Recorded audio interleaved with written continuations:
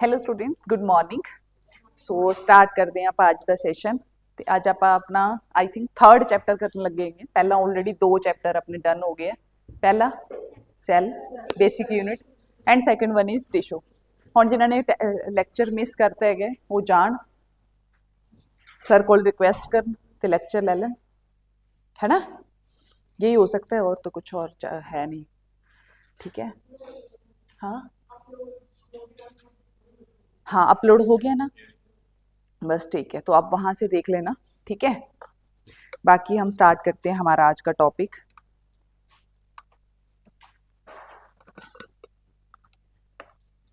Okay ठीक है। तो आज स्टूडेंट जो हम टॉपिक करेंगे दैट इज ह्यूमन बॉडी, या फिर हम ऐसे कह सकते हैं कि लाइफ प्रोसेस वाले चैप्टर स्टार्ट करते हैं। ठीक है, तो लाइफ तो हमारी हमने सेल से ही शुरू कर ली थी, उसके अंदर भी तो लाइफ है ना, बिल्कुल है। ठीक है, एक सिंगल सेल अपने आप में क्या रहती है, इंडिपेंडेंट वो एग्जिस्ट कर सकती है। क्यों? क्योंकि वही वो सारे फंक्शन कर सकती है। एक सिंगल सेल क्या क्या कर सकती है?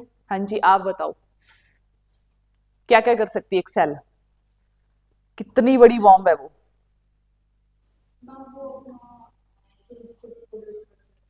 ओके क्या कर सकती है? अच्छा, और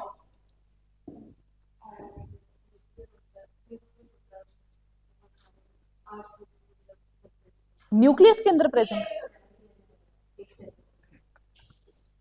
एक बार रवि को बुला। रवि एक दूसरा गिलास देना मेरे को, वो सिल्वर वाला नहीं है जो सिल्वर से कलर का बाहर। हाँ हाँ हाँ ठीक है, बस इतना ही काम करती हो। अच्छा आप बताओ, आप बताओ सेल क्या क्या करती है? क्या करती है? कैसे करती है इंडिपेंडेंट? आप एग्जिस्ट कैसे कर सकते हो इंडिपेंडेंटली? कैसे कर सकती है बताओ?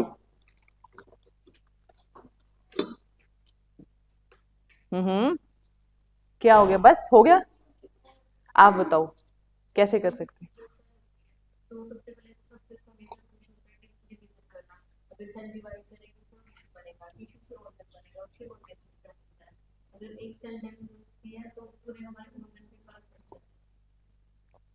आप उस पर मत जाओ, बस मुझे ये बताओ कि सेल अपने आप में कैसे इंडिपेंडेंटली एग्जिस्ट कर सकती है? ऐसा क्या है उसके पास कि वो इंडिपेंडेंटली एग्जिस्ट कर सकती है? वो तो सबको ही पता है।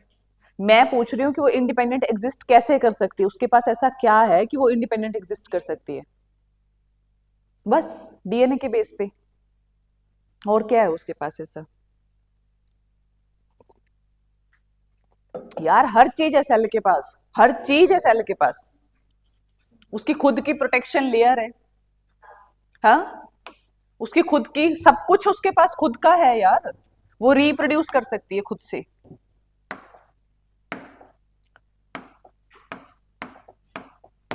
वो खुद से क्या कर सकती है? रिप्रोड्यूस कर सकती है अपने आप को। और क्या कर सकती है? रिपेयर कर सकती है। नहीं कर सकती वो रिपेयर? अपने आप को वो प्रोटेक्ट कर सकती है? नहीं कर सकती। लाइसोसोम क्या काम करता है? यही करता है। हाँ सब कुछ कर सकती है, ग्रो कर सकती है, वो डिवाइड कर सकती है। भाई आप इंडिपेंडेंट कब बनोगे? फिलहाल तो तुम्हें 5 मिनट का सपोर्ट बंद कर दे हम और आपके पेरेंट्स, फिर देखो क्या गदर मचती है आपकी जिंदगी में। तो कैसे कर सकते हो आप इंडिपेंडेंट? जब आप मेंटली और फिजिकली क्या हो जाते हो? इंडिपेंडेंट हो जाते हो। ठीक है, फाइनेंशियली इंडिपेंडेंट हो जाते हो। ठीक है, आपको दूसरों की जरूरत नहीं है किसी भी चीज के लिए। भाई खाना खुद से बना सकते हो, खुद से पढ़ सकते हो, खुद से डिसीजंस ले सकते हो, खुद से कमा सकते हो, तब आप कह सकते हो ना कि आप इंडिपेंडेंट हो, है ना। उससे पहले नहीं आप बोल सकते कि आप इंडिपेंडेंट हो। यस और नो? तो सेल भी वैसे ही है भाई, अगर वो खुद से रिप्रोड्यूस कर सकता है, ग्रो कर सकता है, डिवाइड कर सकता है, रिपेयर कर सकता है, अपने आप को प्रोटेक्ट कर सकती है, तब हम सेल को कह सकते हैं कि it can exist independently. Yes और नो? तो पहली लाइन ही ये थी स्टूडेंट सेल की। तो ठीक है स्टूडेंट, लाइफ पे आते हैं। स्टूडेंट लाइफ क्या है? क्या चीजें हैं जो आपकी लाइफ को सपोर्ट करती है? कोई 4 चीजें बताओ, बॉडी के हिसाब से बतानी है। अब मेरे सामने पैसा मत लेकर आना। हाँ वेरी गुड। और digestive system, second point. Third point,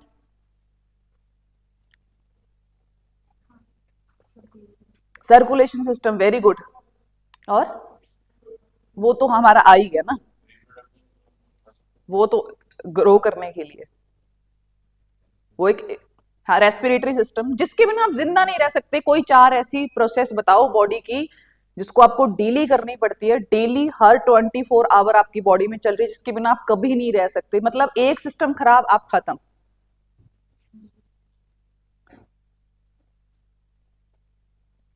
respiratory system के बिना आप नहीं रह सकते, डाइजेशन के बिना आप नहीं रह सकते, और बताओ, बस दो ही हैं।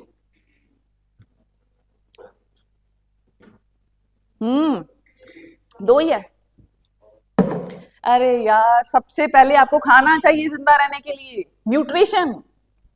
न्यूट्रिशन सबसे पहले चाहिए ना आपको जिंदा रहने के लिए। तो देखो स्टूडेंट्स, क्या लिखा है पहली line, the most important criteria कि आप जिंदा हो, ये चीज किस पे डिपेंड करती है, आपकी मूवमेंट पे डिपेंड करती है। ठीक है, अगर आप विदाउट एक्सटर्नल हेल्प अगर आप मूव कर सकते हो, ठीक है, कुछ मूवमेंट्स आपको इजीली विजिबल है और कुछ नहीं है आपको विजिबल। ठीक है, तो लाइफ प्रोसेस में जो इंपॉर्टेंट है, लाइफ प्रोसेस क्या है student, are basic process in living organism which necessary for maintaining their life. आपकी लाइफ को मेंटेन करने के लिए कुछ ऐसी लाइफ प्रोसेस जो कि बहुत ही ज्यादा इंपॉर्टेंट है, नेसेसरी है। द बेसिक लाइफ प्रोसेस कौन कौन सी है? सबसे पहले न्यूट्रिशन, दूसरा respiration, third one transportation, and fourth one is excretion. Nutrition लोगे, फिर उसको बर्न करने के लिए आप रेस्पायर करोगे, फिर क्या करोगे, ट्रांसपोर्ट करोगे उसको हर बॉडी के ऑर्गन पे, और फिर क्या करोगे, लास्ट में जो वेस्ट है उसको बॉडी से बाहर कर दोगे। ये चार मेन आपकी बॉडी के क्या है, लाइफ प्रोसेस हैं, जिनके बिना आपकी बॉडी बिल्कुल भी काम नहीं कर सकती। सो please write down nutrition. Nutrition क्या है? Is the process of taking food by an organism. Nutrition का मतलब क्या है कि भाई एक प्रोसेस है जिसके थ्रू आप क्या कर रहे हो, न्यूट्रिशन ले रहे हो अपनी बॉडी के अंदर। खाना खा रहे हो ना, चाय पी रहे हो, दूध पी रहे हो, है ना, आप अपने फ्रूट्स खा रहे हो, वेजिटेबल्स खा रहे हो, डेयरी प्रोडक्ट्स कंज्यूम कर रहे हो। क्यों कर रहे हो? सुबह से लेकर शाम तक आप खाते ही रहते हो पूरा दिन। रीजन क्या है उसके पीछे का? उसके पीछे का रीजन क्या है भाई?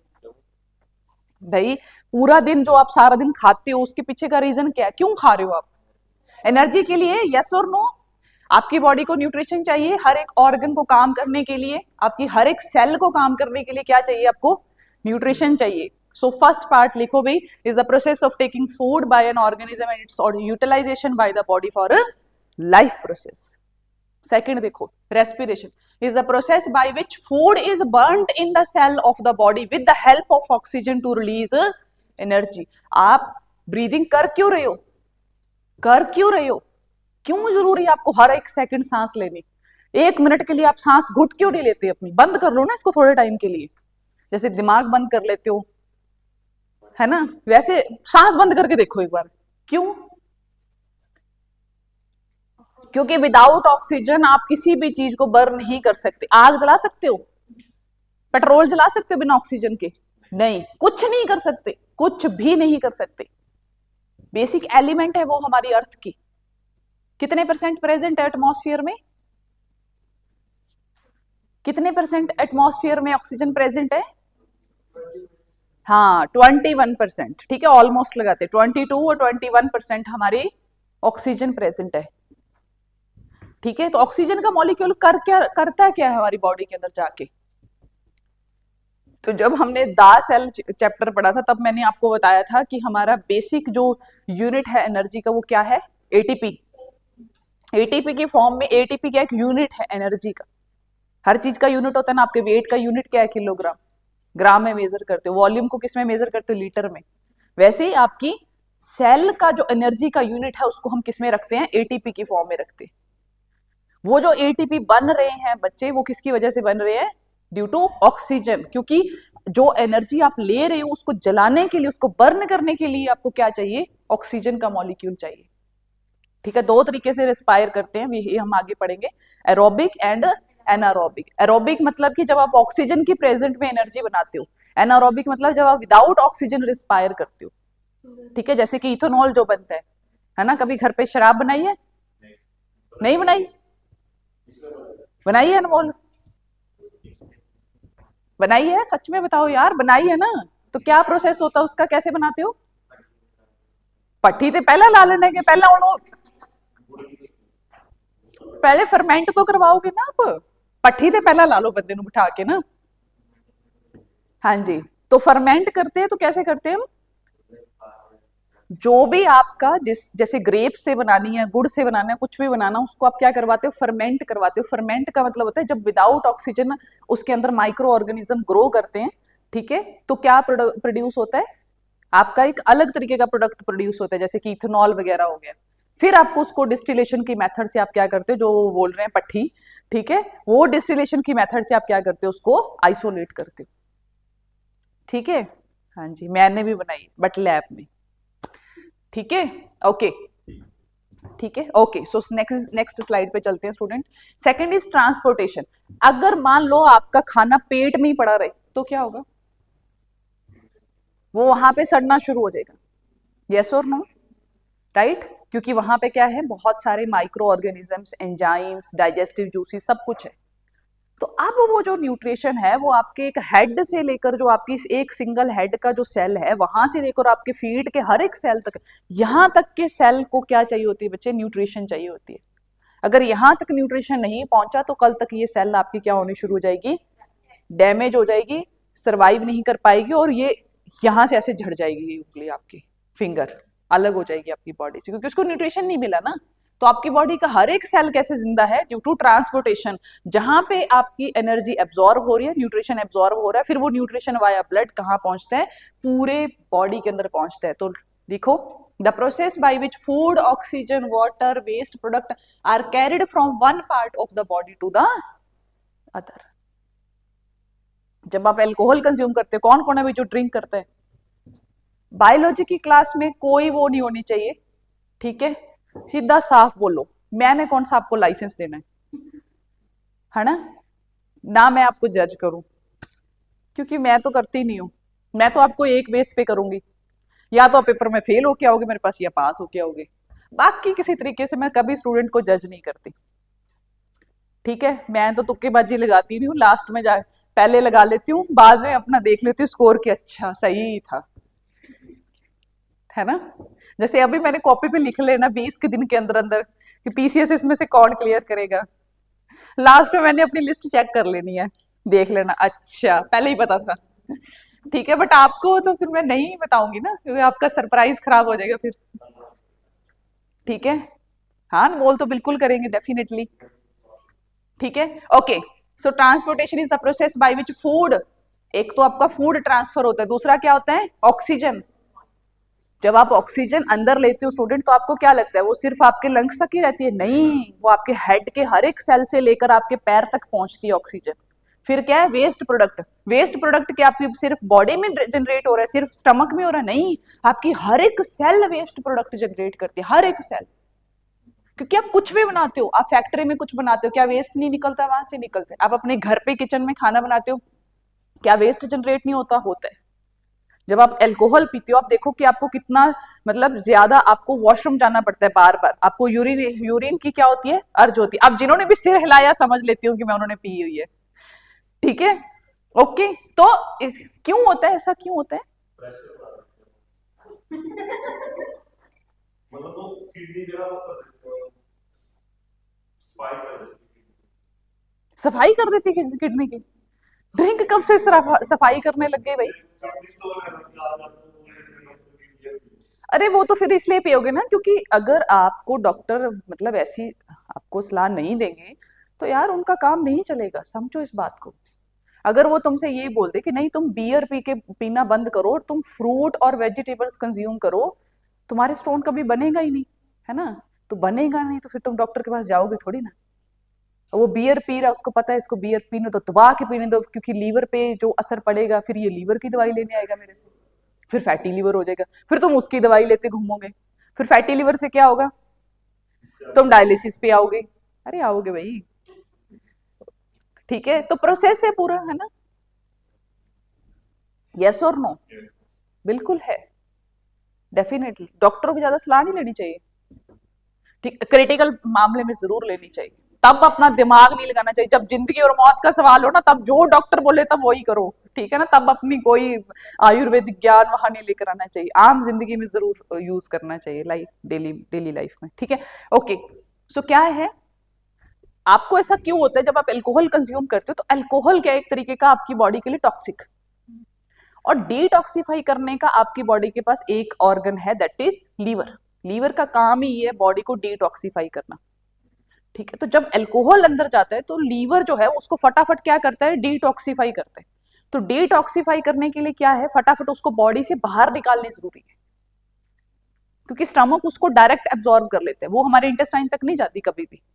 तो वहां से जब एब्जॉर्प्शन होती है बहुत तेजी के साथ अल्कोहल की, तो उसको डिटॉक्सिफाई करने के लिए आपकी बॉडी में से बहुत सारा जो है उसको वो फ्लश आउट करता है वाया यूरिन। यही वजह होती है कि जब आप कंटिन्यू अल्कोहल पीती हो तो होएगा क्या, आपका लीवर जो है वो, क्योंकि लीवर वैसे तो टायरलेस ऑर्गन है, बॉडी का ऐसा ऑर्गन है जो 24 आवर काम करता है बिना थके, डिटॉक्सिफिकेशन वो करता रहता है। बट जब उसके ऊपर भी जब आप एक्सेस अमाउंट में जब आप उसके ऊपर प्रेशर डालते हो, ठीक है, जब वो टायरलेसली काम करता रहता है और आप नहीं मान रहे हो, कंटिन्यू पिए जा रहे हो, तो एक दिन क्या होता है, लीवर जो है उसकी सेल्स डैमेज होने शुरू हो जाती है और फिर वो रिपेयर नहीं होती, और फिर होता है आपका लीवर डैमेज अच्छे तरीके वाला, ठीक है। अब समझ में आया कि बार बार आपको यूरिन इतना सारा क्यों जाना पड़ता है, आपको बार बार यूरिन आफ्टर ड्रिंकिंग, ठीक है, उसके पीछे का रीजन ये है। ओके, सो नेक्स्ट है एक्सक्रीशन। तो वही चीज है, is a process by which waste products are removed from the body. तो ये चार मेन लाइफ प्रोसेस हैं जिनके बेस पे हमारी जिंदगी चलती है। तो एक एक करके स्टूडेंट डिस्कस करते हैं। जो भी ये सिर्फ डायग्राम दिए हैं, इनको हम एक एक करके समझेंगे हमारे अगले चैप्टर्स में आने वाले में। तो पहला क्या है, डाइजेस्टिव सिस्टम, जो हमारी एक एलिमेंट्री कैनाल है जो हमारे माउथ से स्टार्ट होती है और हमारे एनस पे खत्म होती है। तो ये एक होलो ट्यूब है स्टूडेंट, ठीक है, जिसमें अलग अलग पार्ट्स हमने डिवाइड कर रखे हैं, बट अंदर से ये पूरी खाली है। लास्ट में इसकी एब्जॉर्प्शन होगी और वेस्ट हमारा बॉडी से बाहर हो जाएगा। माउथ से स्टार्ट होती है हमारी, जिसमें माउथ के अंदर हमारी टंग टीथ हेल्प करते हैं। फिर हमारा नेक जो हमारा गला है, ठीक है, फूड पाइप, जहां ऊपर का पार्ट जिसको हम फेरिक्स कहते हैं, ठीक है, जब आप ऐसे स्वॉलो करते हो तब आपका जो फेरिक्स है वो हेल्प करता है। फिर हमारी फूड पाइप है जिसको हम इसोफेगस कहते हैं, ठीक है, फिलहाल हम नाम देखेंगे, अभी डिटेल में आना बाकी है, ठीक है। फिर हमारा खाना जाता है हमारे स्टमक के अंदर, ठीक है, वहां पे स्टमक से होता हुआ वो नीचे आ जाता है जिसको हम बोलते हैं स्मॉल इंटेस्टाइन, जो कुल मिला के 6 मीटर की होती है, ठीक है, बहुत बड़ी होती है स्मॉल इंटेस्टाइन। फिर आगे स्मॉल इंटेस्टाइन कन्वर्ट हो जाती है हमारी लार्ज इंटेस्टाइन के अंदर। लार्ज इंटेस्टाइन से हमारा हमारा एक्स्ट्रा जो वाटर वगैरह होता है वो सब दोबारा से रीअब्सॉर्ब हो जाता है, और वहां से जो आपका वेस्ट है वो बॉडी से हो जाता है बाहर वाया रेक्टम। क्लियर है, ठीक है जी। ओके, इधर आ जाओ स्टूडेंट, हमारे रेस्पिरेटरी सिस्टम से जो स्टार्ट होता है हमारी नॉस्ट्रिल से। ये हमारी 2 नॉस्ट्रिल्स हैं, ठीक है, जिसको आगे जो है वो हमारी नेजल कैविटी है। नेजल कैविटी से होते हुए हमारा क्या होता है, एपिग्लोटिस, जो हमारा फ्रंट होता है, ये जो जो बॉयज में थोड़ा ज्यादा आगे होता है, ठीक है, फ्रंट पे, जहां पे हमारा साउंड बॉक्स भी होता है, ठीक है, जहां से साउंड प्रोड्यूस होते हैं।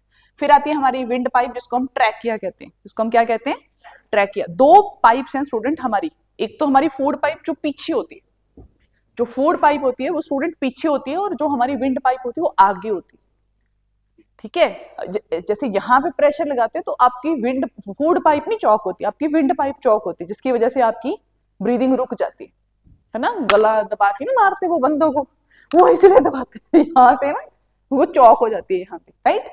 तो फिर क्या है, उसके बाद हमारे 2 लंग्स हैं स्टूडेंट्स, 2 लंग्स है, एक लेफ्ट साइड और एक हमारी राइट साइड, ठीक है जी। ओके, ये हम आगे देखेंगे पूरा। फिर है हमारा सर्कुलेटरी सिस्टम, ठीक है, सर्कुलेटरी सिस्टम जिसमें हमारा ब्लड जो है वो पूरा सर्कल करता है। जैसे ये देखो, मेन काम क्या है, सर्कल में हमारा एक ही ऑर्गन है, master organ, that is our heart, ठीक है, क्योंकि वो क्या करता है, ब्लड को करता है पंप कंटिन्यू, ठीक है। 1 मिनट आपकी हार्ट बीट रुकी, आप बस चले फिर उधर धाम धूम जहां पे भी आपको जाना है पहुंच जाओगे फिर आप 1 सेकंड में, ठीक है। क्या इसके बाद भी 7 मिनट ब्रेक, क्या करना है तुम्हें, 7 मिनट मिले चाहे 7 घंटे मिलती रही, आपको फर्क पड़ता है? आप तो निकल लिए भाई उसके बाद आपके दिमाग को 7 घंटे भी ऑक्सीजन मिलती रहे, क्या फर्क पड़ता है, चेंज हो जाता नहीं दिमाग, क्या हो जाता है चीज। इम्प्लांट भी क्या करते 7 मिनट में कौन सा होता है, 7 मिनट घर वाले वो ही बोलते रहते हैं, उठा लो क्या हो गया, इसको पानी पिला दो, कुछ कर दो, इतने में 7 मिनट निकल जाते हैं। तब तक तो आप निकल लोगे, आप बाहर ही खड़े होगे उठ के, तलवीन है ना, आप एक बाहर खड़े होगे जो किसी को दिखाई नहीं दे रहा होता, सो कॉल्ड आपकी सोल, वो कह रही होगी बस करो, क्यों इतना खप रहे हो, ये खड़ा हूं मैं, जा रहा हूं मैं, बाय बाय टाटा। राइट, वो तो किस्मत वाले होते हैं, कोई एक आधा बंदा जिसकी एक आधी सांस अटक जाए अंदर, है ना, वही बचता है हॉस्पिटल में जाके, बाकी कोई नहीं बचता। ठीक है, ओके। ये तो हमने ऐसे ही बदनाम करके पूरी जिंदगी की दिल में फीलिंग होती, दिल में कोई फीलिंग नहीं होती, उसका काम ही होता है सिर्फ हार्ट का क्या करना, बीट करना। ठीक है, उसमें कोई फीलिंग नहीं होती है। ओके, सो हार्ट से जो ब्लड है वो हमारा हेड और हमारे लोअर बॉडी ऑर्गन्स में हर जगह जाता है। तो ये जो सर्कल है हमारी बॉडी के अंदर किसका, ब्लड का, ठीक है, वो हमारा हार्ट करता है। ठीक है, और अगर ब्लड हमारा ट्रांसपोर्ट नहीं होगा तो आपका कुछ भी ट्रांसपोर्ट नहीं होगा बॉडी के अंदर। ठीक है, चाहे फिर आप कोई मेडिसिन खा रहे हो किसी ऑर्गन के लिए, वो वहां तक कभी नहीं पहुंचेगी अगर आपका ब्लड का मूवमेंट नहीं होगा तो। ठीक है, सो उसमें हमारा हेल्प करता है हार्ट, हमारा लीवर क्योंकि वही वो डिटॉक्सिफाई कर रहे हैं। ठीक है, हमारी किडनीज, दोनों किडनीज में भी हमारा ब्लड का क्या होता है, प्यूरिफिकेशन होता है। ठीक है, ओके, जिसकी वजह से आपका वहां से यूरिनेशन की फॉर्मेशन होती है, वो हम किडनी वाले चैप्टर में समझेंगे जब हम किडनी का ऑर्गन देखेंगे। ये है हमारी लंग्स, लंग्स का एक ही काम है क्या, ऑक्सीजन को देना और CO2 को लेके और उसको वापस से बाहर एक्सक्रीट कर देना, एक्सेल कर देना, इनहेल एक्सेल, ये हमारा लंग्स का काम। ठीक है जी, ओके, ठीक है, ये है हमारी, ये है हमारा किडनी। ठीक है, किडनी को भी हम देखेंगे, दो किडनी होती है, एक लेफ्ट साइड और एक हमारी राइट साइड में। ठीक है, ओके, इसके ऊपर दो ग्लैंड भी प्रेजेंट होते हैं, एडर्नल ग्लैंड, ठीक है, जहां से हमारा एक हार्मोन प्रोड्यूस होता है, ठीक है, जो हमें स्ट्रेस के टाइम पे काम आता है, स्ट्रेस के टाइम पे वो रिलीज होता है। अभी हो रहा है ना सबको स्ट्रेस, इसलिए सब क्लास में बैठे हो, ये इसी ऑर्गन ग्लैंड की वजह से बैठे हो, यही बिठा रहा है तुमको इस टाइम पे ना, क्योंकि इसने तुम्हें स्ट्रेस दिया हुआ है। ठीक है, इसलिए कहते हैं ना ज्यादा स्ट्रेस लेने से किडनी खराब हो जाती है, उस पर भी इम्पैक्ट पड़ता है, किडनी पे, हाँ जी पड़ता है। ओके, ठीक है जी, तो आगे चलते हैं स्टूडेंट। तो first is our nutrition, so please write down nutrition. Start करते हैं स्टूडेंट न्यूट्रिशन, अब हम पढ़ेंगे डिटेल में, लिखो भाई।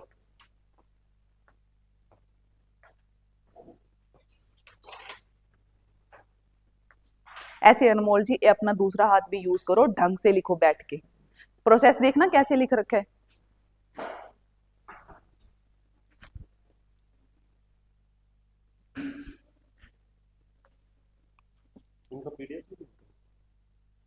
तुम्हें PDF क्यों चाहिए? नहीं वो तो मैं दे दूंगी, लेकिन फिलहाल आप लिखो। नोट आप क्लास में क्यों बैठते हो, मैंने ये बात आपको पहले दिन से बताई थी कि आप हैंड रिटन नोट्स बनाने आपके लिए क्यों जरूरी है। वाई? क्योंकि भाई यही आपकी मेंस की जो स्पीड है ना, यही बनाएंगे। और शॉर्ट नोट बनाने का भी होता है। और दूसरी बात क्या होती है कि आपका माइंड ज्यादा एक्टिव रहता है जब आप कोई चीज लिखते हो, अदरवाइज आपका माइंड जो है वो क्या है, माइंड कैसे काम करता है, माइंड कैसे काम करता है, वो काम करना ही नहीं चाहता। आपका अगर सबसे निकम्मा ऑर्गन है आपके पास तो दैट इज योर माइंड। पता है आपको, मैंने डे 1 क्लास में बताया था क्यों ऐसा क्यों है।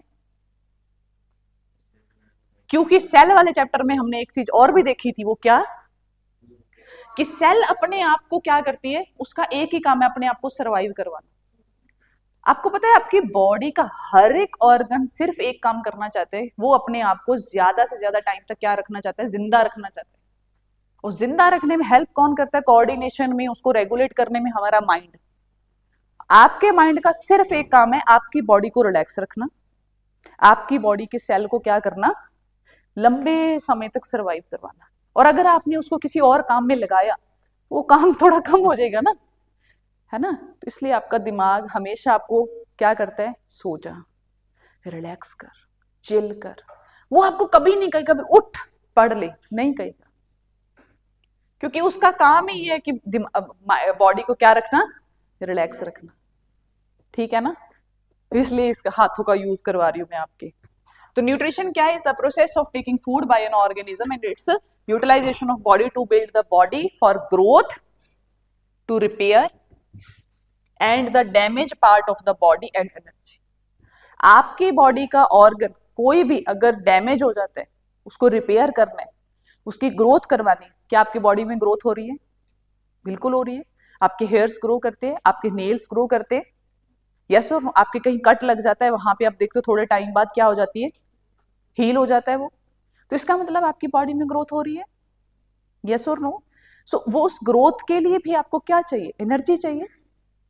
क्योंकि हम सेल वाले चैप्टर में पढ़ के हैं, क्योंकि उसकी सेल मेम्ब्रेन किससे बनी होती है? प्रोटीन और लिपिड से। अब वो प्रोटीन और लिपिड्स ऊपर से थोड़ी ना गिर रहे हैं हमारी बॉडी में।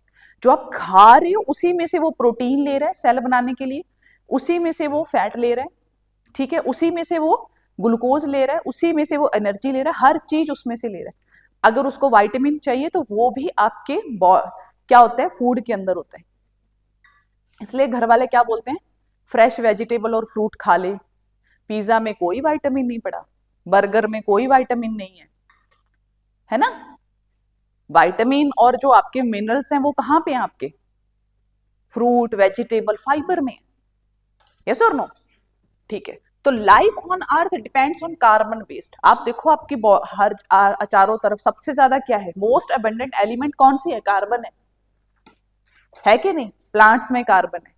आप सबसे ज्यादा सुबह से लेकर शाम तक आप कार्ब्स खाते हो कि नहीं खाते?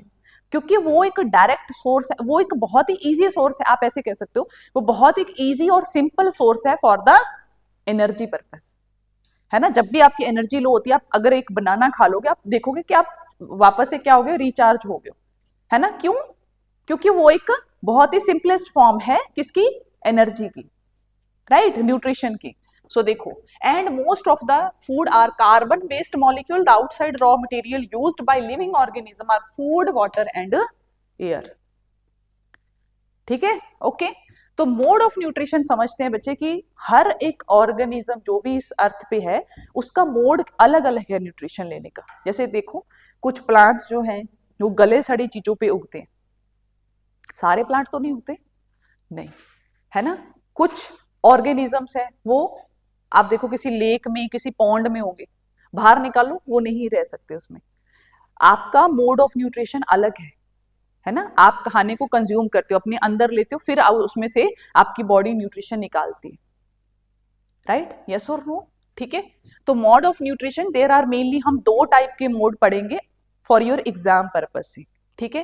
पहला है ऑटोट्रॉफिक न्यूट्रिशन। ऑटोट्रॉफिक का मतलब होता है जब आप न्यूट्रिशन खुद से बनाते हो, और खुद से बनाने वाले इस दुनिया में एक ही क्रिएचर है, दैट इज अवर प्लांट्स।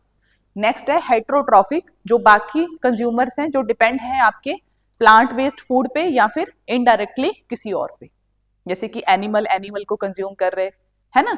उस तरीके के। तो उनको हम सारों को रखेंगे हेट्रोट्रॉफिक में, और जो खुद से खाना बना लेते हैं उनको हम रखेंगे ऑटोट्रॉफिक में। ठीक है जी। सो नेक्स्ट स्लाइड करूं?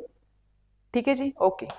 सो नेक्स्ट स्लाइड है। सो प्लीज, ऑटोट्रॉफिक कौन से होते हैं? Nutrition in which organism make their own food from simple inorganic substance like carbon dioxide, water in the presence of sunlight and chlorophyll, जैसे कि all or green plants and some bacteria। ठीक है, तो chlorophyll और simple water और carbon use करके वो अपना क्या बना लेते हैं? फूड बना लेते हैं। हेट्रोट्रॉफिक में nutrition in which organisms get their food directly और इनडायरेक्टली फ्रॉम द प्लांट, जैसे कि ऑल ऑर्गेनिजम्स हमारे, एनिमल्स, फंगी और सम टाइप्स ऑफ बैक्टीरिया। ये हम आगे देखेंगे, ठीक है। लिखो जी, शॉर्ट नोट्स बनाते जाना है, ठीक है। शॉर्ट नोट्स बनाओ स्टूडेंट, शॉर्ट नोट्स। पूरी तरीके से इसकी कॉपी मारने की जरूरत नहीं है आपको, शॉर्ट नोट्स बनाओ।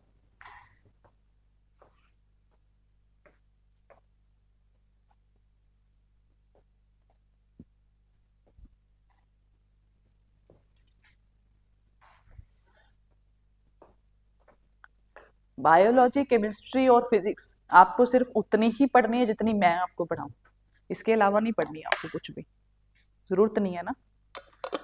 क्या करोगे आप पढ़ के? हाँ, क्या करना है यार? सही में नॉलेज बहुत है आपके पास।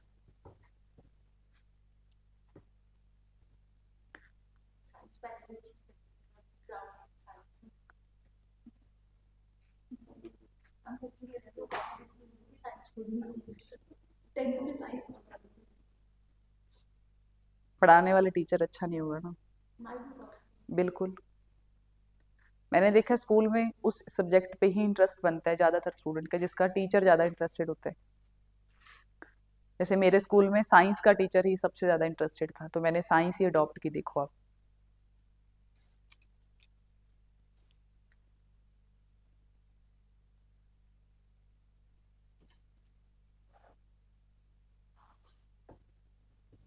चलो आगे देखते हैं स्टूडेंट्स। तो टाइप्स ऑफ हेट्रोट्रॉफिक, ठीक है, हेट्रोट्रॉफिक की हम बात करते हैं। 3 मेन टाइप के स्टूडेंट हेट्रोट्रॉफिक होते हैं। पहला होता है सेप्रोफाइटिक। पहला कौन सा बच्चे? सेप्रोफाइटिक। दूसरा है पैरासिटिक। कुछ बंदे आपकी जिंदगी में पैरासाइट होंगे, बिल्कुल होंगे। नेक्स्ट है हमारा होलोजोइक न्यूट्रिशन। सेप्रोफाइटिक पे ध्यान दो बच्चे। सेप्रोफाइटिक क्या होता है? Is nutrition in which organisms get their food from dead and decaying organism. आपने देखा होगा बहुत सारे एनिमल्स, बहुत सारे प्लांट्स, आपने देखा होगा कि वो ग्रो करते हैं किसके ऊपर? डेड एंड डिकेइंग मैटर के ऊपर, सड़े गले कूड़े के ऊपर वो ग्रो करते हैं। ठीक है, रीजन क्योंकि वो वहां से अपना न्यूट्रिशन एब्जॉर्ब कर लेते हैं। सो ऐसे टाइप के प्लांट्स और एनिमल्स को हम क्या बोलेंगे? सेप्रोफाइटिक ऑर्गेनिजम्स बोलते हैं। क्या बोलते हैं? Saprophytic organisms. ठीक है, क्लियर है? डेड एंड डिकेइंग पे ग्रो करते हैं। सेप्रोफाइटिक में आएगा।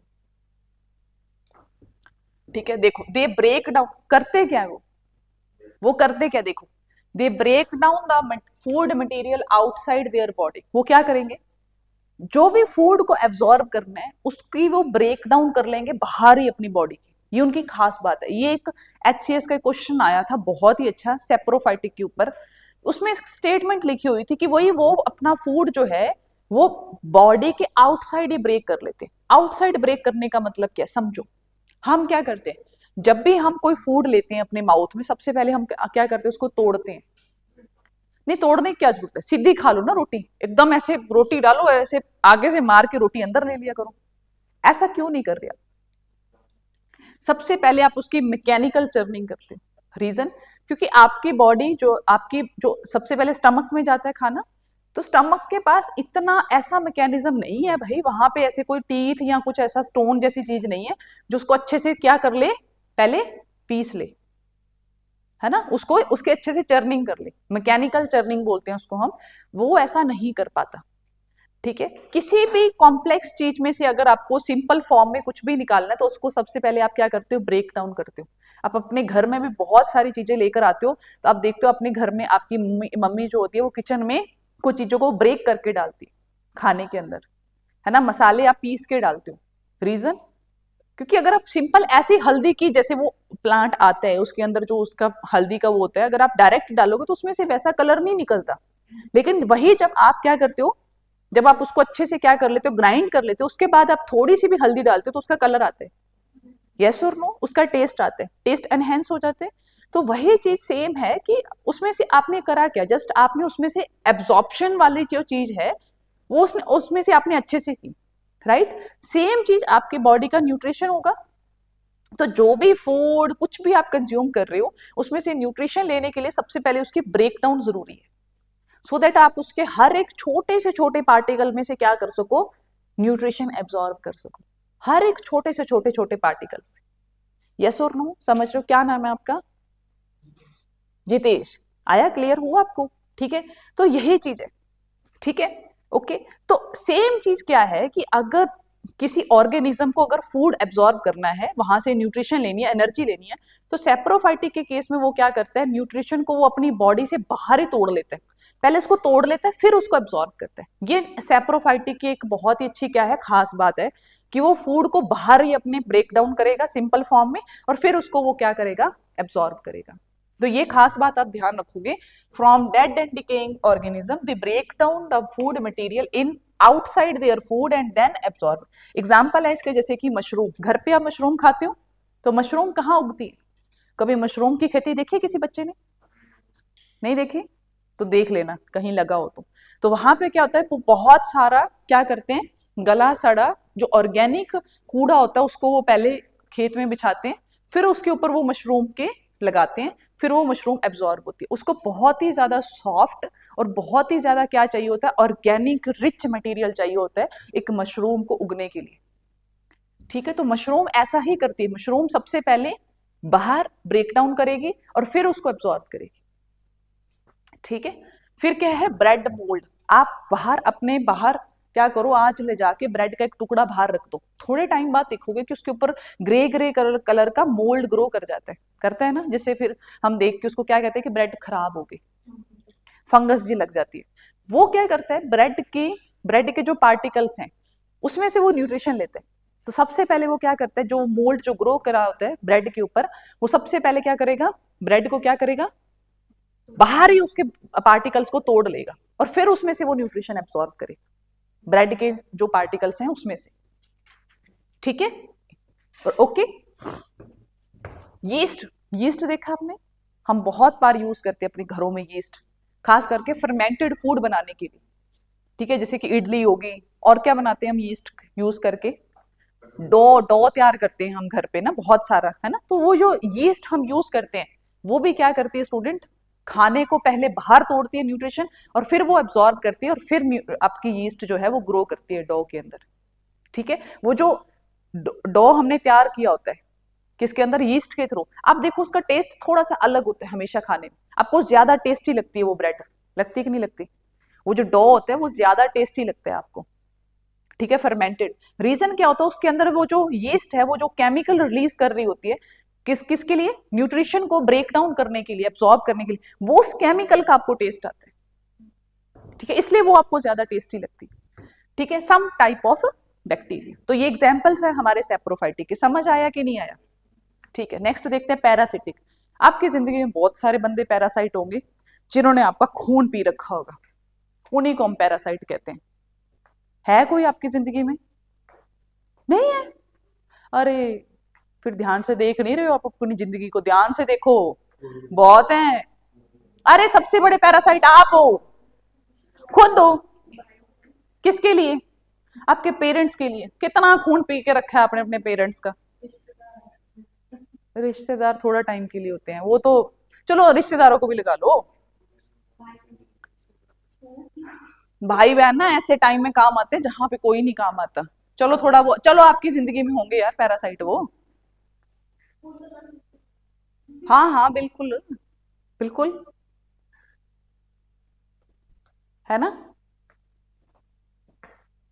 जैसे मेरे ब्रदर की अब शादी है, वैसे वो मुझे कभी फोन नहीं करता, कम करता है। आजकल उसका डेली फोन आता है मेरे को, सिस्टर मैं प्री वेडिंग करवा रहा हूँ तो मैं कैसे करवाऊँ। मैंने कहा तुझे तो आज तक कपड़े लेने आते ही नहीं थे ना, जैसे आप मेरे से सलाह ले रहे है ना, एडवाइस ले रहे, क्यों ले रहे भाई, हाँ कोई एक्सपीरियंस नहीं है यार, खुद की शादी में सारे कपड़े सबने सिलेक्ट किए थे, मैं तो पहनने ही वाली थी, कोई एक्सपीरियंस नहीं है। हाँ मतलब शादी को 1 साल भी नहीं हुआ, मेरे को बहुत एक्सपीरियंस हो गया, मतलब क्या कहना है ना, बताओ। बिल्कुल चाहिए यार, उसको मेरा अकाउंट दिख रहा है भरा हुआ, उसको उसको पता है मौका है यार, गोल्डन अपॉर्चुनिटी, खाली करवा दो इसका सारा, है ना। अब तो क्या है, यही बोलना है यार, वेडिंग है भाई करवा दे, है ना, ये दिलवा दो वो दिलवा दो। तो इस टाइम मेरी जिंदगी का पैरासाइट बना हुआ है ना। रोज मेरे को फोन करके पूछते सैलरी आ गई है, तेरा वो फलाने जगह पे जो तेरा चल रहा है उसमें तेरा वो हो गया है, वहां से पैसे आ गए तेरे। तो वो मुझे रोज फोन कर करके ऐसी चीजें पूछता है, और मतलब ऐसे ऐसे वो लगाते हैं, तरकीबें लगाते हैं, मैं फेल हो जाता हूँ। और कॉल भी वो उस टाइम पे करता है जिस पे पता होता है इसका दिमाग अब कम चल रहा होगा, जैसे कि रात के 11 बजे, उसको पता है कि अब ये फुल नींद में है ना, पूरे दिन की थकी हुई है, अब कॉल लगाते हैं इसको, अब तो ये कुछ ना कुछ जरूर गलती करेगी, अकाउंट बैलेंस बताएगी मेरे को, सोर्सेज बताएगी अपने, फिर वहां से जाके लेकर आऊंगा। ठीक है ना। तो ये क्या है आपकी जिंदगी का पैरासाइट। तो डेफिनेशन देखो, nutrition in which organism gate their food, वो अपना फूड लेता है from living organism host without killing them, उनको मारता नहीं है, क्या करता है, सिर्फ खाना लेता है, दे दे दे दे दे दे, वो बेचारा बना रहे हैं। जैसे कि आपके घर में जब गेस्ट आते हैं तो आप क्या होते हो, होस्ट। आप उनको गरम गरम खाना बना के खिलाते हो, गरम गरम स्नैक्स बना के खिलाते हो, जो आपके घर में पड़ा होता है आप सब दे देते हो उनको खाने के लिए। वो क्या है, पैरासाइट, राइट। सो एग्जाम्पल है कैस्कटा, ऑर्चिड्स, टिक्स, टिक्स होती है ना वो जो छोटी छोटी उसके ऊपर एनिमल्स की स्किन पे लगी होती है ना। लाइस, जुएं, बचपन में पढ़ी होंगी सबके। लीचीज, राउंड वॉर्म जो आपके पेट में कीड़े होते हैं। टैप वॉर्म बच्चों में तो बहुत पढ़ते हैं, ठीक है। Plasmodium etcetera. हाँ, पिए कभी स्कूल में दवाइयाँ? हमारे स्कूल में पिलाते थे यार, भाग जाती थी, पकड़ के लाते थे, वो पिला देते थे। मिट्टी बिल्कुल एकदम ऐसे लगता है जैसे कि मिट्टी खा ली हो। और फिर वो खाने के बाद वो आपको पानी नहीं देते कितना टाइम तक, वो खाना भी नहीं देते आपको कुछ टाइम ना। बैग में से सब बच्चों के बैग साइड में रखवा लेते थे आधा घंटा घंटे के लिए। हाँ, पहली मेहंदी ब्रेक से पहले जब वो दवाई आएगी ना, ये अभी कर लो और सामने वो दवाई खा लो, ताकि बाद में बचे फेंकना नहीं, वो ऐसे मुंह खोल खोल के ऐसे नहीं। वो हमारे पीने वाली शीशी होती थी पूरी पूरी, एक शीशी एक ही बार में पीनी है। हाँ, छोटी सी शीशी होती उस टाइम पे, तो वो भी बहुत लगती थी यार, ये बहुत ज्यादा है ना। अब तो शायद इतनी नहीं लगेगी आपको, ठीक है। So that is the parasite. समझ आया पैरासाइट? काफी ज्ञान हो गया पैरासाइट पे। Next holozoic. होलोजोइक का मतलब होता है कि आप, human being is the example of holozoic nutrition, ठीक है। ओके, होलोजोइक का एग्जांपल कौन है? ह्यूमन बीइंग, ठीक है, खुद एग्जांपल है। Nutrition in which organism take food directly, हम खाना डायरेक्टली ले लेते हैं एंड देन डाइजेस्ट, हमारी बॉडी के अंदर डाइजेस्ट होते हैं, एब्जॉर्ब होते हैं। एग्जांपल है अमीबा। अमीबा इसी तरीके, अमीबा पे बहुत क्वेश्चंस आते हैं, लाइटली नहीं लेना अमीबा को। Paramecium, birds, fishes and humans are the examples of holozoic nutrition. अगर आपको ऐसा आ जाए, 4 स्टेटमेंट दी हो और उसमें से ऐसे लिखा हो, नीचे 5-7 ऑप्शन दिए हो, जैसे यूपीएससी क्वेश्चन सेट करती है, और फिर वो आपसे बोले कि होलोजोइक न्यूट्रिशन के एग्जांपल्स लिख दो, नीचे उसने एग्जांपल दे रखे 3, 4, 5 स्टेटमेंट है, 4 ऑप्शन है। अब आपको पता होना चाहिए कि इसमें से कौन सा ऑर्गेनिज्म होलोजोइक वाला है, कौन सा सेप्रोफाइटिक का है और कौन सा पैरासाइट है। होता है एक ऑर्गेनिज्म, होता है, वाटर में मिलता है हमें, ठीक है। ओके, कुछ इस तरीके का स्ट्रक्चर होता है।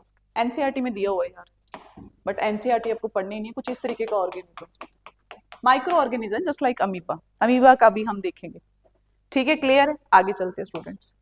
सो प्लीज, जैसे ये देखो डेड एंड डिकेइंग मैटर पे, ये क्या है? येलो येलो कलर की कैस्कटा, जिसको हम अमर बेल भी कहते हैं। कई बार देखा होगा किसी प्लांट के ऊपर येलो येलो कलर की ऐसे ना वो क्लाइम सी चढ़ी होती है पूरी, that is the example of parasite. Amoeba होगी खत्म। अगली स्लाइड पे चलते हैं। समझ आ रहा है या नहीं आ रहा है? मुझे नहीं लगता, मैं अपनी क्लास में मतलब इतना हम मतलब अच्छे से पढ़ लेंगे कि जरूरत नहीं है आपको घर पे जाके बहुत ज्यादा रिवीजन की या एक्सटेंसिव रिसर्च की। जस्ट आप अपने नोट्स को रिवाइज कीजिए एंड दैट्स इट। उसके बाद टेस्ट दो, टेस्ट में अगर 1-2 क्वेश्चन आपको एक्स्ट्रा मिलते हैं उस पर थोड़ा देख लो, सर्च कर लो, मेरे से पूछ लो, होगी भैया आपकी बायोलॉजी, ठीक है। जहां आपका टाइम बचता है वहां टाइम बचाओ।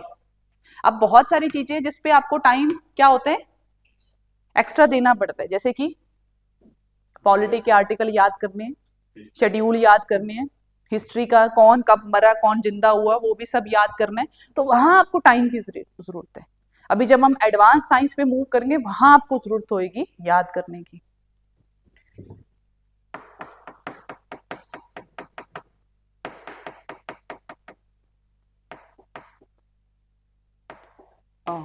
यहाँ थे।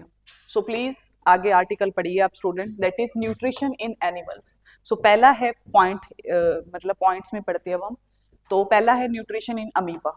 सारे नहीं पढ़ेंगे, सिर्फ वही पढ़ेंगे जो आपके एनसीईआरटी में दिए हुए हैं या फिर जो एग्जाम में आते हैं। हाँ जी अनमोल लिखो।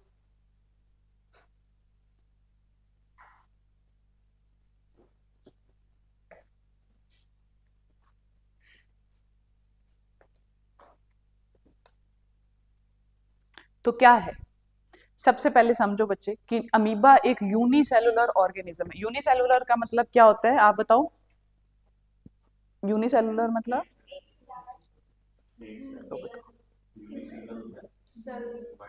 हाँ, एक मिनट, सेल की क्या होती है? सेल की भी कम्युनिटी होती है यार, सेल की कम्युनिटी होती है अमन। हाँ,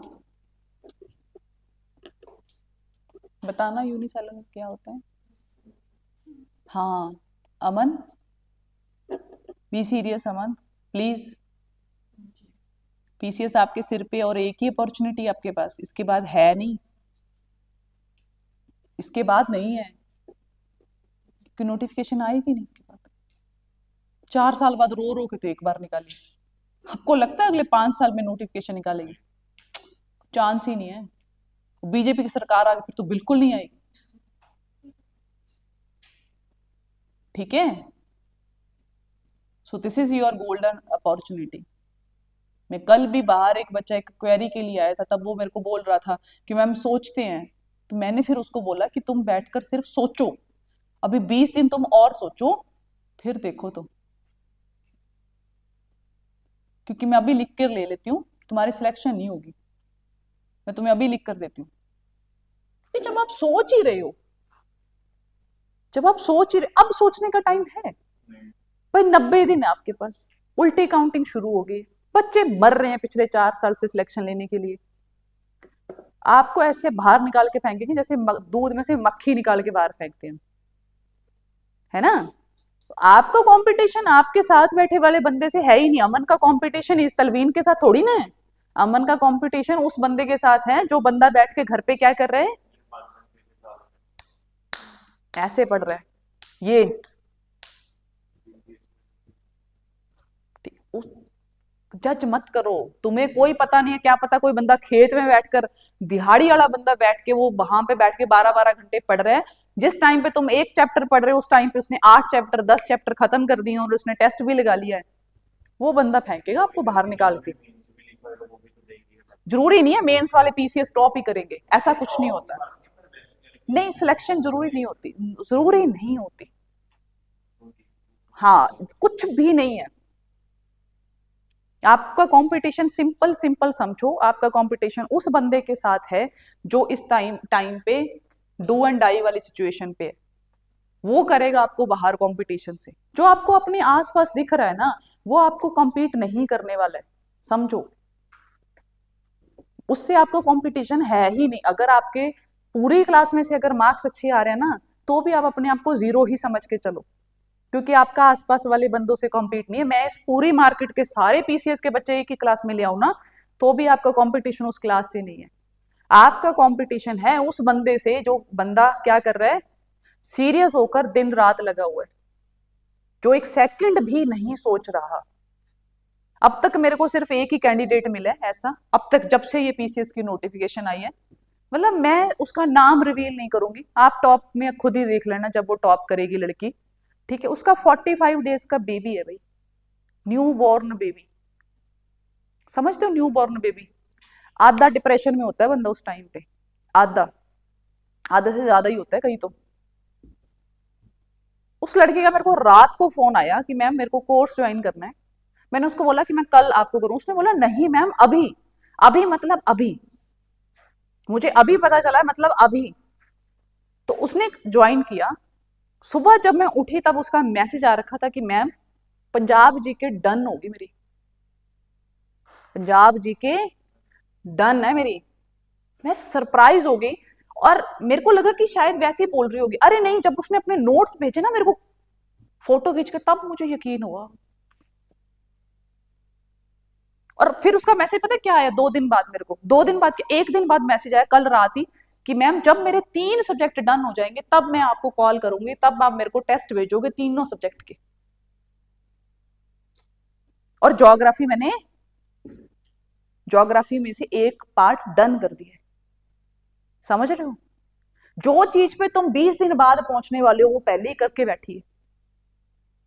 सोचो वो तुमसे कितनी आगे, और ऑलरेडी वो पीएनबी बैंक की सीनियर मैनेजर है। छोटी सी एज की लड़की है, कोई खास एज भी नहीं है उसकी। समझ रहे हो जुनून, समझ रहे हो, आग, पढ़ने वाली आग जिसको कहते हैं ना, तो कहते हैं ना मतलब मर रहा है वो बंदा कह रहा है मेरी सीट नहीं कोई लेगा, 322 में से एक तो तुम कट कर दो, 321 ही है तुम्हारे पास, एक पे तो मैं ही हूं। वो जील जिसको बोलते हैं ना अंदर से, मतलब कि पता लगता है मुझे। जो जब वो लड़की पहली बार मिली थी ना, मुझे 5 मिनट में आइडिया हो गया था कि ये टॉपर है भाई, इसको कोई रिप्लेस नहीं कर सकता, कोई रिप्लेस नहीं कर सकता इसको, क्योंकि आप कर ही नहीं पाओगे उसको, झील ही इतनी अंदर है ना। तुम सोचो कि उसने सुबह मेरे को जब मैसेज किया, उसने बोला कि मेरे 15 लेक्चर डन हो गए पंजाब जीके थे, इसका मतलब पूरी रात पढ़ी रही थी वो लड़की ना, वो पूरी रात पढ़ रही थी। जिस टाइम पे आप बैठ के सोच रहे थे ना कि मैं ज्वाइन करूं कि ना करूं, या मैं क्लास में जाऊं कि ना जाऊं, वो ऐसे लगी हुई थी।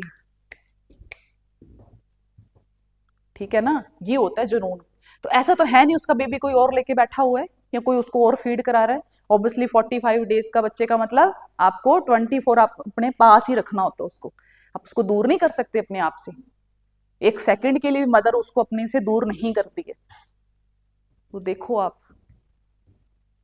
शायद तुमसे ज्यादा प्रॉब्लम है उसकी जिंदगी में, तुमसे ज्यादा फिजिकली वो वीक है, तुमसे ज्यादा वो मेंटली वीक है इस टाइम पे, फिर भी वो तुमसे ज्यादा कर रही है ना, इसका मतलब फिर तुम ही वीक हो, तुम्हारे में कमी है।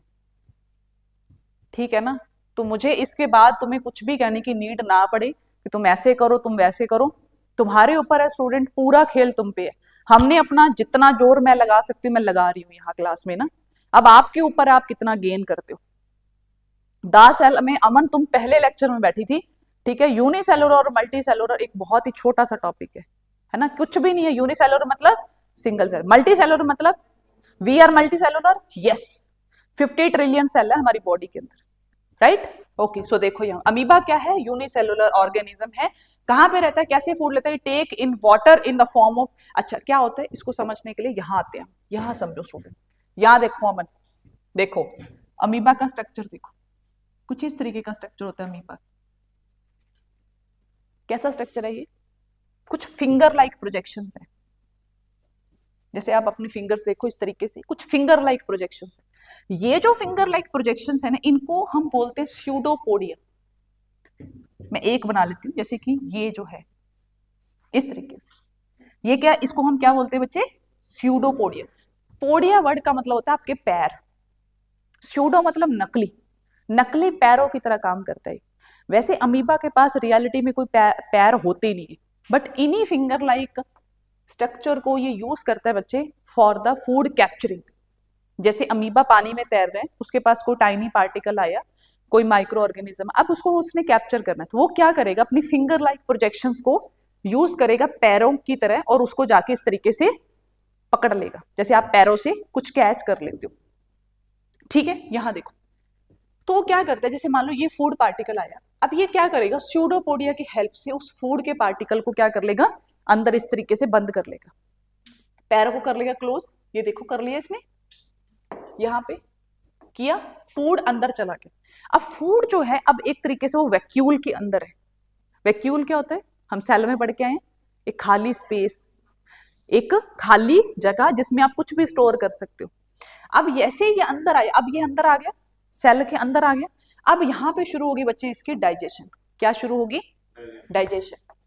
अब डाइजेशन में क्या होगा, ऑब्वियसली कुछ डाइजेस्टिव जूसेस होंगे जो क्या करेंगे, इसको, इसकी मैकेनिकल चर्निंग करेंगे। एसिमिलेशन वर्ड का मतलब होता है स्टूडेंट, एसिमिलेशन वर्ड में आपको आगे चल के पढ़ाऊंगी। एसिमिलेशन का मतलब होता है कि जब कोई चीज आपके ब्लड में मिक्स हो जाती है, तब हम उसको बोलते हैं एसिमिलेशन। दो वर्ड पढ़ाऊंगी, एब्जॉर्प्शन एंड एसिमिलेशन। एब्जॉर्प्शन का मतलब होता है कि जब कोई चीज एब्जॉर्ब होती है, उसके बाद एब्जॉर्प्शन के बाद वो कहां जाएगी, ब्लड के अंदर जाएगी। वो जो ब्लड के अंदर मिक्स होने वाला जो टर्म है ना, उसके लिए हम एक टर्म यूज करते हैं, दैट इज एसिमिलेशन। एसिमिलेशन होगी, देन फिर क्या होगा, कुछ वेस्ट बाहर निकलेगा। अब वो वेस्ट जो है वो सेल सरफेस से फिर से क्या हो जाएगा, बाहर हो जाएगा। क्या हो जाएगा, बाहर हो जाएगा।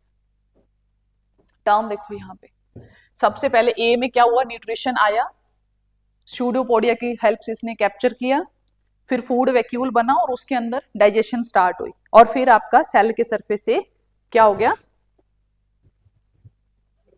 एग्जिट हो गया आपका वेस्ट मटेरियल। तो यहाँ पे वही चीज लिखी है, and forms a food vacuole inside the food vacuole, food is digested and absorb, the undigested food is then sent out through the surface of the cell. क्योंकि इसके पास कोई ऑर्गन नहीं है, एक सिंगल सेल है भाई, सिंगल सेल पे आपका एब्जॉर्प्शन होगा डायरेक्टली, और सेल सरफेस से जो एक्सक्रीशन है वो बाहर। ठीक है, आगे देखते हैं। आगे है आपका फोटोसिंथेसिस। ठीक है, एनिमल एब्जॉर्प्शन में हमें एक ही एग्जांपल पढ़ना था, दैट इज अमीबा, क्योंकि एनसीईआरटी में एक ही दिया हुआ है। ठीक है, बाकी आपको सिर्फ एग्जांपल्स याद रखने। ह्यूमन का डाइजेशन हम अलग से पढ़ेंगे। ठीक है, अब हम देखते हैं स्टूडेंट फोटोसिंथेसिस डिटेल में, थोड़ा सा यहाँ डिटेल में पढ़ेंगे। आज तक आपने फोटोसिंथेसिस बहुत पढ़ी होगी कि भाई लाइट आती है, एब्जॉर्ब करते हैं, water and carbon dioxide, oxygen release कर लेते हैं, दैट्स इट। नहीं, आज थोड़ा हम डिटेल में देखेंगे। तो फोटोसिंथेसिस क्या है, एक सिंपल डायग्राम है, इसके आगे देखते हैं स्टूडेंट्स। सी हियर, फोटोसिंथेसिस की डेफिनेशन देखो, is the process by which plant prepare food by carbon dioxide water in the presence of sunlight and chlorophyll. The food prepare is carbohydrate, जो हम कहते हैं ना ग्लूकोज, कभी कभी आप घोल के पी लेते हो उसको डायरेक्ट। कब पीते हो आप उसको? जब डिहाइड्रेशन होती है, आपकी बॉडी एकदम से एनर्जी लो हो जाती है। अब क्या है, अगर मान लो उस टाइम पे आपने बैठ के भरपेट खाना खाया, तब भी आपको चक्कर आने बंद नहीं होंगे। रीजन, क्योंकि वो एकदम से डाइजेस्ट नहीं होगा ना, उसको डाइजेस्ट होने में 2-3 घंटे लगेंगे भाई आपको। तब क्या करते हो आप, डायरेक्टली ग्लूकोज घोल के पी लेते हो। ग्लूकोज का मतलब क्या होता है बच्चे, कि आप एक बहुत ही सिंपल क्या कर रहे हो, सिंपल फॉर्म में एनर्जी ले रहे हो, सो दैट बॉडी को डाइजेस्ट करना ना पड़े, उसको डायरेक्ट वो एब्जॉर्ब करके आपको तुरंत न्यूट्रिशन मिल जाए, आपकी सेल को एनर्जी मिल जाए इन द फॉर्म ऑफ एटीपी। समझ आया?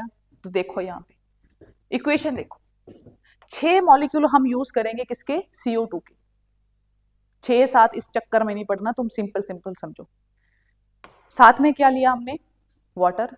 वाटर कहां से एब्जॉर्ब करता है प्लांट, रूट से। रूट से आया पानी, हवा से आई CO2, मिल गए आपस में। कहां मिले, लीफ पे। लीफ में क्या है, क्लोरोफिल। क्लोरोफिल क्या करती है, सनलाइट को कर लेती है एब्जॉर्ब, करेगी। अब क्या करेगी, जब वो क्लोरोफिल लाइट को एब्जॉर्ब करेगी, उस लाइट से वो करती क्या है, उस लाइट से वो करती क्या है, एक मिनट रुको।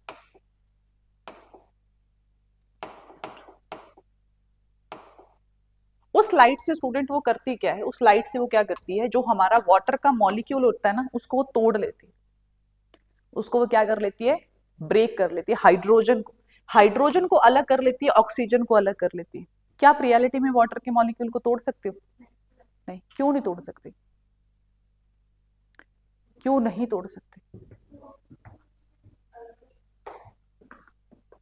केमिस्ट्री में हम जब पहला चैप्टर पढ़ेंगे तब हम एटम के बारे में पढ़ेंगे, उसके बाद हम एक टॉपिक पढ़ेंगे न्यूक्लियर एनर्जी। हम पढ़ते हैं ना कि nuclear energy, nuclear energy. Nuclear energy किस बेस पे काम करती है, वहां पे आप एटॉमिक लेवल पे उसको तोड़ते हो। याद रखो, कोई भी बॉन्ड जब भी टूटेगा या जब भी बनेगा, बॉन्ड का मतलब क्या है कि जब भी कोई एटम्स आपस में कंबाइन करते हैं, कोई मॉलिक्यूल बनाते हैं। आप देखो, हाइड्रोजन एक आप क्या है, आपका एक एटम है कि नहीं? हाइड्रोजन एक एटम है, ठीक है, एक सिंगल आपका टाइनी पार्टिकल है, जिसको हम हिंदी में अणु कहते हैं। ऑक्सीजन क्या है आपका, एक अलग एटम है। दोनों आपस में कंबाइन कर लेते हैं, हाइड्रोजन के 2 मॉलिक्यूल कंबाइन करते हैं ऑक्सीजन के एक मॉलिक्यूल के साथ, और वो वाटर का एक मॉलिक्यूल बनाते हैं। और इस तरीके से लाखों करोड़ों H2O के मॉलिक्यूल जब इकट्ठे होते हैं, तब हमें दिखाई देता है एक liquid state, that we called water. But अगर आप उनको एटॉमिक लेवल पे देखोगे तो वो क्या है, एक अलग क्या है, एलिमेंट है। ऑक्सीजन एक अलग एलिमेंट है, हाइड्रोजन एक अलग एलिमेंट। ठीक है, क्लियर है? ठीक है, अब जब दोनों कंबाइन करते हैं स्टूडेंट, तो वो क्या करते हैं, वाटर बनाते हैं।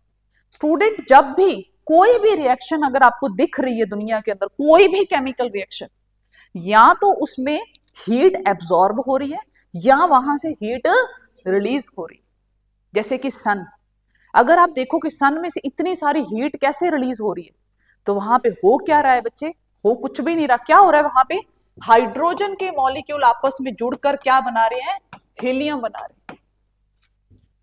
और जब वो मॉलिक्यूल जुड़ रहे हैं तो बहुत इमेंस अमाउंट में क्या रिलीज हो रही है, एनर्जी, जो आपको हीट की फॉर्म में दिखाई दे रही है, जो आप तक पहुंच रही है। सेम स्टूडेंट, जब वाटर मॉलिक्यूल टूटेगा किसके प्रेजेंस में, सनलाइट की प्रेजेंस में। अब सनलाइट हमें क्यों जरूरी है, क्योंकि सनलाइट ही क्या है, एक ऐसी एनर्जी का काम करेगी जो उस बॉन्ड को तोड़ेगी। किसको तोड़ेगी, आपके वाटर के मॉलिक्यूल को तोड़ेगी, क्योंकि दो बॉन्ड को तोड़ना इतना आसान नहीं होता। उसके लिए आपको या तो एनर्जी एब्जॉर्ब करवानी पड़ेगी या फिर एनर्जी रिलीज करवानी पड़ेगी। ठीक है, न्यूक्लियर एनर्जी में हम देखेंगे कि जो उसका रॉ मटेरियल होता है यूरेनियम, जब उसको तोड़ा जाता है तो बहुत एक्सटेंसिव क्या होते हैं, हीट प्रोड्यूस होती है, और उसी हीट को आप यूज करते हो अपने अलग अलग चीजों के लिए, इलेक्ट्रिसिटी प्रोड्यूस करने के लिए, कुछ भी तरीके की यूज कर सकते हो आप।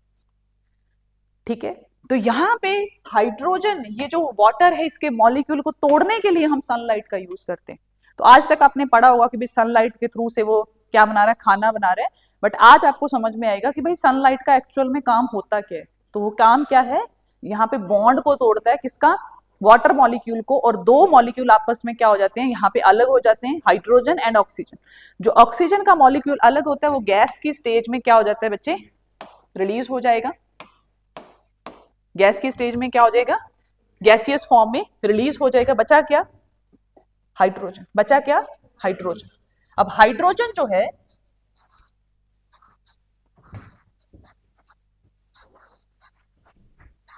अब यहां पे जो हाइड्रोजन है वो कंबाइन करेगी स्टूडेंट CO2 के साथ। क्या करेगी, CO2 के साथ कंबाइन करेगी और क्या बनाएगी, ग्लूकोज का एक यूनिट प्रोड्यूस करेगी, ग्लूकोज का एक यूनिट प्रोड्यूस करेगी। ठीक है, अगली स्लाइड में यही लिख रखा है, आजो देखो, ये है HCS का 2023 में पूछा हुआ PYQ।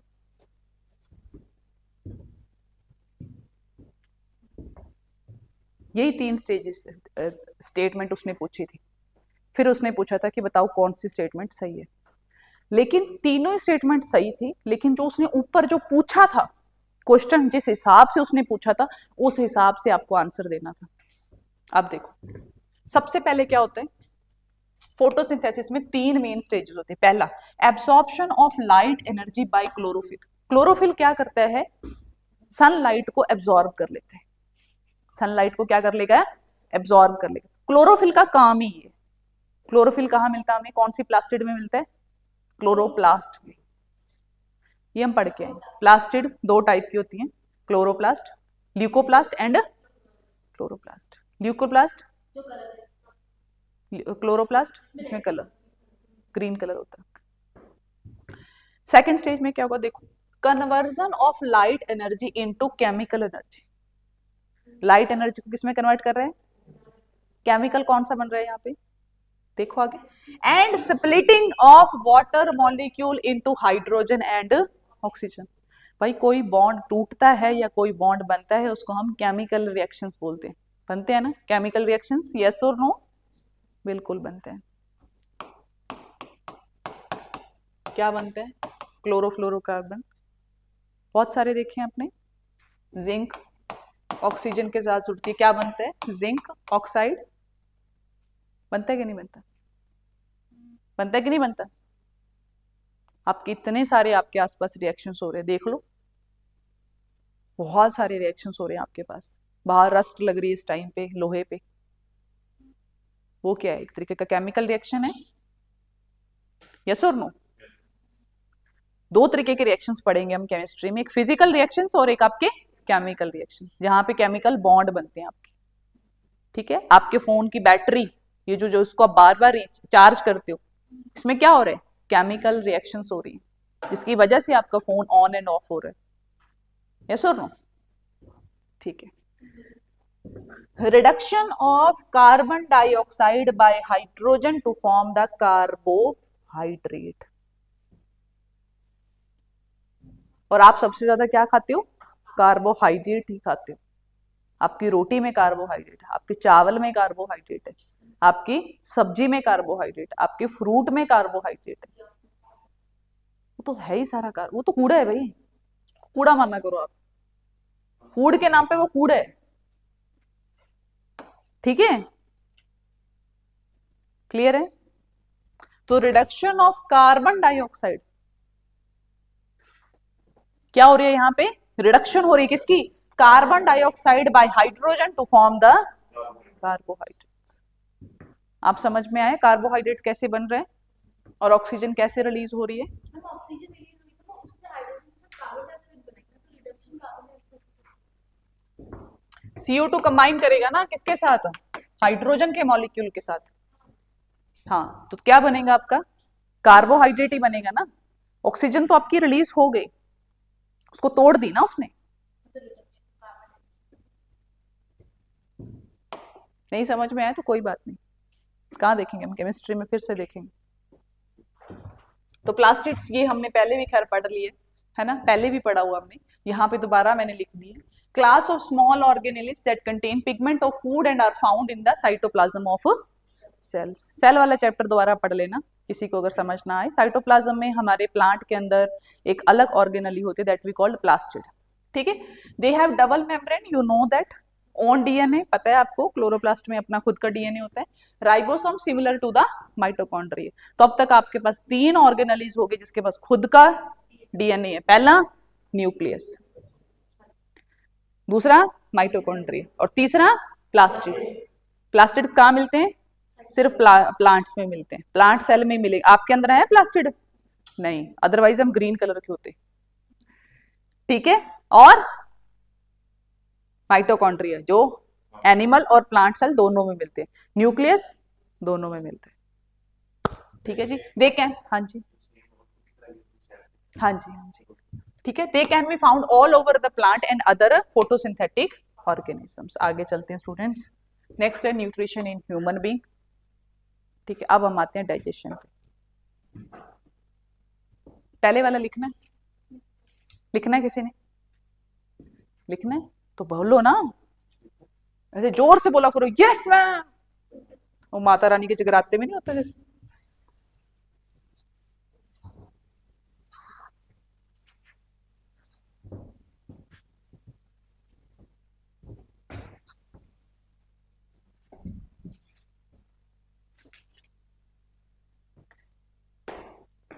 न्यूक्लियस में डबल मेम्ब्रेन होती है क्या? न्यूक्लियस में डबल मेम्ब्रेन होती है? Thank God. माइटोकॉन्ड्रिया में? आज नहीं मैं बताऊंगी, किसी को लग रहा होगा तो गलत आंसर दोगे, मैंने तो करेक्ट करना नहीं, खुद ही कर लेना जाके सेल में से ना। कुछ नहीं, सेल में पढ़ना। मैं भी बोर हो जाती हूँ दोबारा दोबारा पढ़ा के, मुझे बोर नहीं होना यार।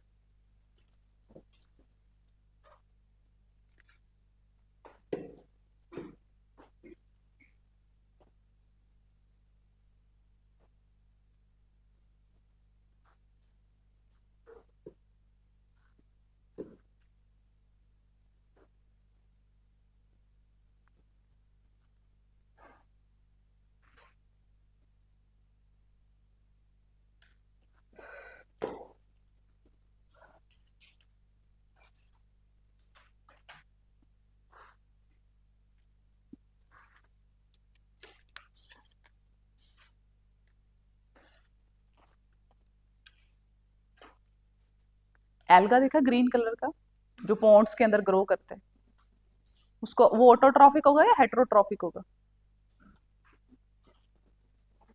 ऑटोट्रॉफिक। क्यों? हाँ, क्योंकि उसके पास ग्रीन कलर का पिगमेंट है जिसकी वजह से वो लाइट एब्जॉर्ब करके क्या करेगा, खुद ही अपना खाना बना लेगा। तो अगर ऑप्शन आ जाए green algae that are considered in autotrophic, एक साइनोबैक्टीरिया होता है that is also a autotrophic example. Bacteria है लेकिन खुद से खाना बना सकता है, क्यों? यस, क्योंकि वो ग्रीन कलर का होता है।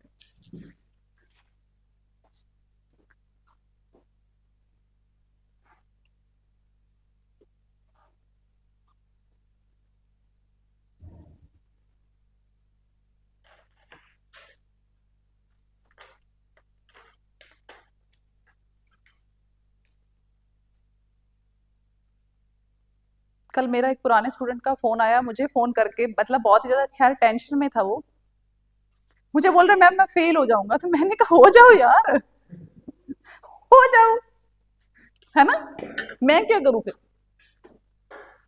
मतलब मैं कुछ कर सकती हूँ क्या? नहीं, हो जाओ फेल, मेरी कौन सा सैलरी कट हो रही है तेरे वजह से, हो जाओ फेल, है ना। भाई पढ़ा तुमने खुद नहीं 4 साल से, अब तुम कह रहे हो कि मैम मेरा ये भी रहता है, मैम मेरा ये भी रहता है, मैम मेरा ये भी रहता है। और जब मैंने उसको टेस्ट सीरीज भेजी उसने क्या किया, की नहीं, उसको फ्री पड़ी थी मेरे पास टेस्ट सीरीज, मैंने उसको भेजा लिंक, मैंने कहा कर ले, सही रहेगा, तैयारी हो जाएगी। नहीं मैम अभी तो मैं घूम फिर रहा हूँ, कोई बात नहीं मैं बाद में देखता हूँ, अभी कौन सा नोटिफिकेशन आ रही, अभी आ गई, 20 दिन पहले ही भेजी थी मैंने उसको। और सबसे बड़ी बात मैंने टेस्ट सीरीज उसी टाइम डिलीट करी जब मुझे पता चला नोटिफिकेशन आ गई है। अब मुझे कह रहे मैम दोबारा से भेज दो, मैंने कहा नहीं नहीं नहीं नहीं अब नहीं भेजूंगी। कह रहे मैम दोबारा से पैसे लेके खरीद लो, मैंने कहा ये तेरी मर्जी है, भेज नहीं रही हूँ मैं। सच में मेरे पास टेस्ट पड़े हुए थे, ऐसे 12-13 टेस्ट पड़े हुए थे मेरे पास ना, बहुत अच्छे से टेस्ट पड़े हुए थे, मैंने 20-25 दिन पहले भेजी थी उसको। मेरे से उसने पीसीएस के लिए प्रिपरेशन की थी 2021 में मेरे से ना, उसने 2022 में। मैं तब से उसको बोल रही हूँ ढंग से तैयारी कर ले, बहुत अच्छा स्टूडेंट है, ब्रिलियंट, मत कर इधर उधर, है ना, बाद में कर लेना अपना, तुम अपना पढ़ते रहा करो, ठीक है। बाकी भी उसने एग्जाम वगैरह दे रखे हैं, वैसे ऐसी बात नहीं है। तो मैंने उसको 20 दिन पहले भेजी, मैंने कहा टेस्ट सीरीज है यार तुम कर लो, ठीक है, सही है, इतने सारे टेस्ट है इसमें, नहीं की, ठीक है, नोटिफिकेशन आई मैंने डिलीट कर दी उस दिन। फिर उसको अगले दिन पता चला नोटिफिकेशन आ गई, मुझे फिर फोन करके बोल रहा है मैम मेरे को बहुत टेंशन हो गई है, मैंने तो, मेरे को सारे कॉन्सेप्ट रिवाइज करने पड़ेंगे, मेरे को ये करना पड़ेगा मैम, मैंने तो मेंस की प्रैक्टिस भी नहीं की, ऐसे लिखना तो मुझे बिल्कुल नहीं आता। मैंने कहा कोई बात नहीं यार तुम फेल हो जाओगे, कोई बात नहीं है। मुझे कह रहे टेस्ट सीरीज दोबारा सेंड कर दो, चलो चलो अब तुम देखो, है जो मर्जी लगे यार, अपने को क्या, नहीं मतलब कि अगर टेस्ट चाहिए आपको तो खरीदनी पड़ेगी। खरीद ले, सही बात है ना, है हमें फायदा यार, थोड़ा पैसे भी तो हम, मैं भी तो कमाऊं, 4 पैसे मेरे पास भी तो आने चाहिए, पहले फ्री दे रही थी नहीं माना, अब कर फिर पैसे लगा के भर के, है ना, सही है, मजा आ रहा है। तो चलो फिर next, nutrition in human being. तो स्टार्ट करते हैं स्टूडेंट ह्यूमन बीइंग, जहां से सबसे ज्यादा मैक्सिमम क्वेश्चन आते हैं आपके पेपर के अंदर। So this topic is very important for you. देखो जी, takes place in digestive system, it consists of alimentary canal, आपकी बॉडी में एलिमेंट्री कैनाल है, ठीक है, and glands. Gland, gland word हमेशा याद रखना है, जब भी आपको किसी ऑर्गन के पीछे वर्ड हो ग्लैंड, इसका मतलब है कि वो कुछ सिक्रीट कर रहे हैं। जैसे आपकी बॉडी में बहुत सारे ग्लैंड्स हैं, जैसे कि यहाँ पे आंखों में आपके टीयर ग्लैंड्स होते हैं, जहां से आपकी उसकी वजह, जिसके आपकी वजह से आंसू बनते हैं, ठीक है, रोते हो ना आप, अभी जैसे पेपर में फेल होने के बाद रोगे, है ना, तब टीयर ग्लैंड एक्टिव होगा आपके अंदर ना, सो टीयर ग्लैंड, ओके। कोई बच्चा ऐसा तो नहीं सोच रहा मैम हमें डीमोटिवेट कर रही हैं, कोई बात नहीं, अगर फील हो भी रहा है तो होने दो, है ना, हो लेने दो। Which breaks down food into smaller molecules. वैसे हम मॉलिक्यूल्स को तोड़ क्यों रहे हैं अमन, तोड़ क्यों रहे हैं हम, हर चीज को हम तोड़ ही रहे हैं जब से लेक्चर शुरू किया हमने, क्यों क्यों क्यों नहीं, मतलब ये फोन है, ये फोन का सरफेस है तो सही, इस पे एब्जॉर्ब करवा सकते हो, अगर ये कोई चीज एब्जॉर्ब कर सकता है, यस और नो, तोड़ने की क्या जरूरत है भाई, चपाती चपाती है, दाले दाले हैं, तोड़ने की क्या जरूरत पड़ी हमें, बताओ। सिंपल फॉर्म में कन्वर्ट करके सिंपली फॉर्म में जैसे प्रोटीन है हमें इनटेक करना चाहिए, तो वो नहीं। डायरेक्ट हमारे ब्लड में नहीं जा सकता जब तक वो अमीनो एसिड में कन्वर्ट नहीं होगा। ऐसे ही जैसे ग्लूकोज है, तो डायरेक्ट हमारी बॉडी उनको एनर्जी फॉर्म में नहीं लेके आ सकती, वो तो तोड़ने पड़ेंगे। अच्छा, जैसे प्रोटीन होते हैं, लाइपिड होते हैं, लिपिड्स, ओके कार्बोहाइड्रेट्स, ओके, ठीक है ठीक है, ओके। बायोटेक्नोलॉजी में मैं आपको एक चीज पढ़ाऊंगी, मतलब सारा नहीं पढ़ा रही हूँ अभी, बस मैं आपको एक ऊपर से बता देती हूँ, उसमें हमने एक पढ़ेंगे कि हम कैंसर का ट्रीटमेंट कैसे कैसे कर सकते हैं। तो उसमें मैं आपको कैंसर के ट्रीटमेंट में एक हमारा एक टॉपिक आएगा नैनो पार्टिकल्स, नैनो टेक्नोलॉजी। उसमें मैं आपको पढ़ाऊंगी कि गोल्ड नैनो पार्टिकल्स यूज करके कैसे हम अपने कैंसर को ठीक कर सकते हैं, कैंसर सेल्स को खत्म कर सकते हैं। ये हम टॉपिक पढ़ेंगे बहुत ही इलेबोरेट फॉर्म में ना। लेकिन सोचने वाली बात ये है, वहां से ये उठती है कि भाई गोल्ड सबने पहन का, ये देखो मैंने गोल्ड की रिंग है, ऐसे ये गोल्ड की रिंग है, तो मतलब मैं ये लगा लेती हूँ ना, कैंसर खत्म हो जाएगा। लेकिन गोल्ड का पार्टिकल अंदर जाके ऐसा क्या कर देगा कि मेरी कैंसर सेल खत्म हो जाएगी? सोचने वाली बात है ना। तो वहां पे ये चीज है स्टूडेंट कि जब भी हम किसी चीज को ब्रेक करते हैं, तोड़ते हैं, तो उसका सरफेस एरिया इंक्रीज हो जाता है। जैसे आप यहां पे एक आइस का क्यूब लो, जैसे इसको आप आइस का क्यूब मानो, अब इसका आपको कितने सरफेस दिखाई दे रहे? एक सरफेस, मैथ में इतना तो पढ़ा है सबने, यस और नो? ये सरफेस दिखाई दे रहे, ये दिखाई दे रहे, ये, दैट्स इट। क्या इसके अंदर जितने भी पार्टिकल लगे उसका सरफेस आपको दिखाई दे रहे? नहीं दिख रहा। बट अगर यही मैं इसको तोड़ना शुरू करूं, एक टुकड़ा, दो टुकड़ा, तीन टुकड़े, चार टुकड़े, कितने सारे सरफेस?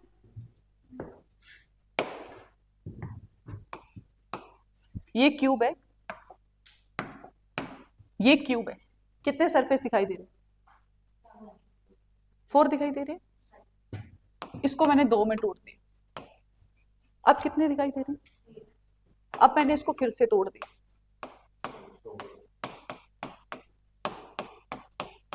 बहुत सारा सरफेस क्या हो रहा है यहां पे आपको दिखाई दे रहे, तोड़ती जा रही, तोड़ते जा रही।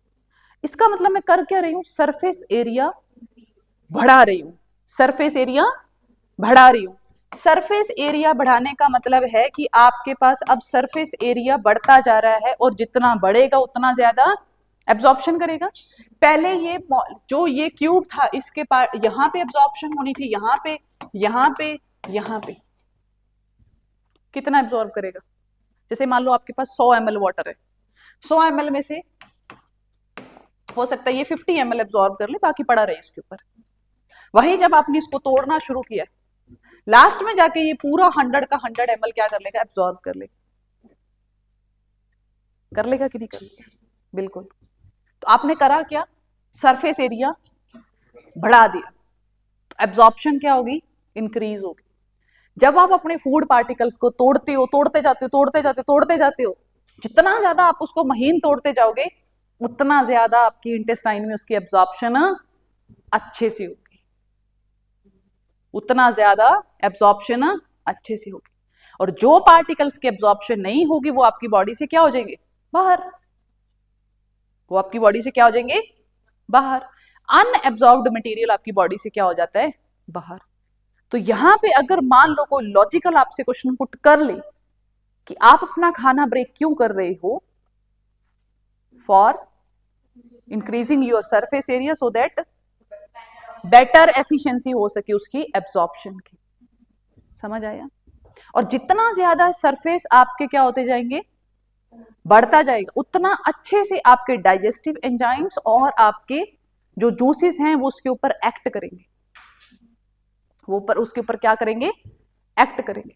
नैनो टेक्नोलॉजी में हम यही चीज देखेंगे कि जब हम किसी पार्टिकल को तोड़ना शुरू करते हैं, और तोड़ तोड़ के जब हम उसको 10⁻⁻10 में जब उस पार्टिकल को ले आते, तब उसकी पूरी प्रॉपर्टी चेंज हो जाती है, उसकी केमिकल प्रॉपर्टी चेंज हो जाती है। जब हम नैनो टेक्नोलॉजी में गोल्ड पार्टिकल पढ़ेंगे, तब हम देखेंगे कि गोल्ड जो मेटल बहुत ही ज्यादा क्या है? इनर्ट है। ये मेटल इनर्ट है भाई, कोई रिएक्ट नहीं कर रही है। मैंने पहन रखी, क्या ये मेरी स्किन के साथ रिएक्ट कर रही है? नहीं कर रही। लेकिन जब आप गोल्ड पार्टिकल को तोड़ना शुरू करते हो, तोड़ते जाते हो, तोड़ते जाते, तोड़ते इस रेंज तक तोड़ लेते हो कि वो नैनो पार्टिकल बन जाता है, उसके बाद वो एक बहुत ही रिएक्टिव और बहुत ही ज्यादा क्या हो जाता है? एक कैटालिस्ट का काम करता है। वो एक गोल्ड का नैनो पार्टिकल, उसकी फिजिकल और केमिकल प्रॉपर्टी क्या हो जाती है? चेंज हो जाती है। ये बिल्कुल आप ऐसे समझो, अगर आप हाइड्रोजन को अलग रखो और ऑक्सीजन को अलग रखो, आपको पता है हाइड्रोजन गैस कितनी रिएक्टिव होती है? बहुत रिएक्टिव गैस होती है हाइड्रोजन। खुले में स्टोर करके रखो हाइड्रोजन, देखो फिर क्या होता है? हाइड्रोजन बॉम्ब नहीं बनते। सुना नहीं हाइड्रोजन बॉम्ब? क्या इंडिया के पास हाइड्रोजन बॉम्ब है? बिल्कुल है भाई, इंडिया के पास हर टाइप का बॉम्ब है। डिफेंस सेक्टर में पढ़ोगे आप। लेकिन वही हाइड्रोजन जब आपके ऑक्सीजन के साथ मिल जाती है तो पानी से अच्छा कोई इनर्ट एलिमेंट नहीं है। क्या पानी रिएक्ट करता है? पानी रिएक्ट नहीं कर रहा, लेकिन उसमें पड़ी एलिमेंट जब आप उसको अलग कर देते तब हाईली रिएक्टिव। 2020 में क्वेश्चन आया था, 2018 में यूपीएससी में क्वेश्चन पुट किया था, hydrogen based buses, renewable energy के बेस पे उसने क्वेश्चन पुट किया था कि आप नहीं कहते, आपने सुना होगा कि पानी से चलने वाली बसेस आ जाएंगी एक दिन। वो पानी से चलने वाली बसेस का वो ये जो सुनते हो ना आप, इसका मतलब क्या कि हाइड्रोजन बेस्ड, मतलब जिसमें आप वाटर डालोगे, उस मॉलिक्यूल को आप तोड़ोगे, इतनी एनर्जी सप्लाई करोगे कि वो वाटर का मॉलिक्यूल टूट जाए, हाइड्रोजन और ऑक्सीजन अलग हो जाए, ऑक्सीजन रिलीज हो जाएगी, हाइड्रोजन वो जो एनर्जी टूटने पे रिलीज होगी उसको आप क्या करोगे, बस चलाने में यूज करोगे। ठीक है, ओके। ऑल्दो अभी तक बहुत ज्यादा प्रैक्टिकल बेस्ड पे ये एक्सपेरिमेंट्स अभी इतने सक्सेसफुल नहीं हुए हैं, पार्शली हो गए हैं कुछ, और कभी अभी मतलब ये इंफ्रास्ट्रक्चर बनने में अभी बहुत टाइम लगेगा, खास करके इंडिया में, क्योंकि हमारे पास इतनी टेक्नोलॉजी अभी भी अवेलेबल नहीं है। ठीक है, तो अब समझ में आया आपको कि बॉन्ड कैसे टूटते हैं, कैसे उसमें से एनर्जी निकलती है। ठीक है, कुछ समझ में आ रहा है? ठीक है, पूरी फिलॉसफी अब आप यहाँ पे आपको समझ में आनी शुरू होगी, केमिस्ट्री, फिजिक्स और बायो कैसे कंबाइन तरीके से काम कर रही है, हर चीज आपस में जुड़ी हुई है। समझ में आया? तो सरफेस एरिया जैसे जैसे आपका बढ़ता जाएगा वैसे वैसे आपकी एब्जॉर्प्शन भी क्या होती जाएगी, इंक्रीज हो जाएगी। यही वजह होती है कि आप माउथ से लेकर इंटेस्टाइन तक अपने फूड को क्या करते जाते हो, तोड़ते ही जाते हो। क्लियर है? ओके स्टूडेंट्स,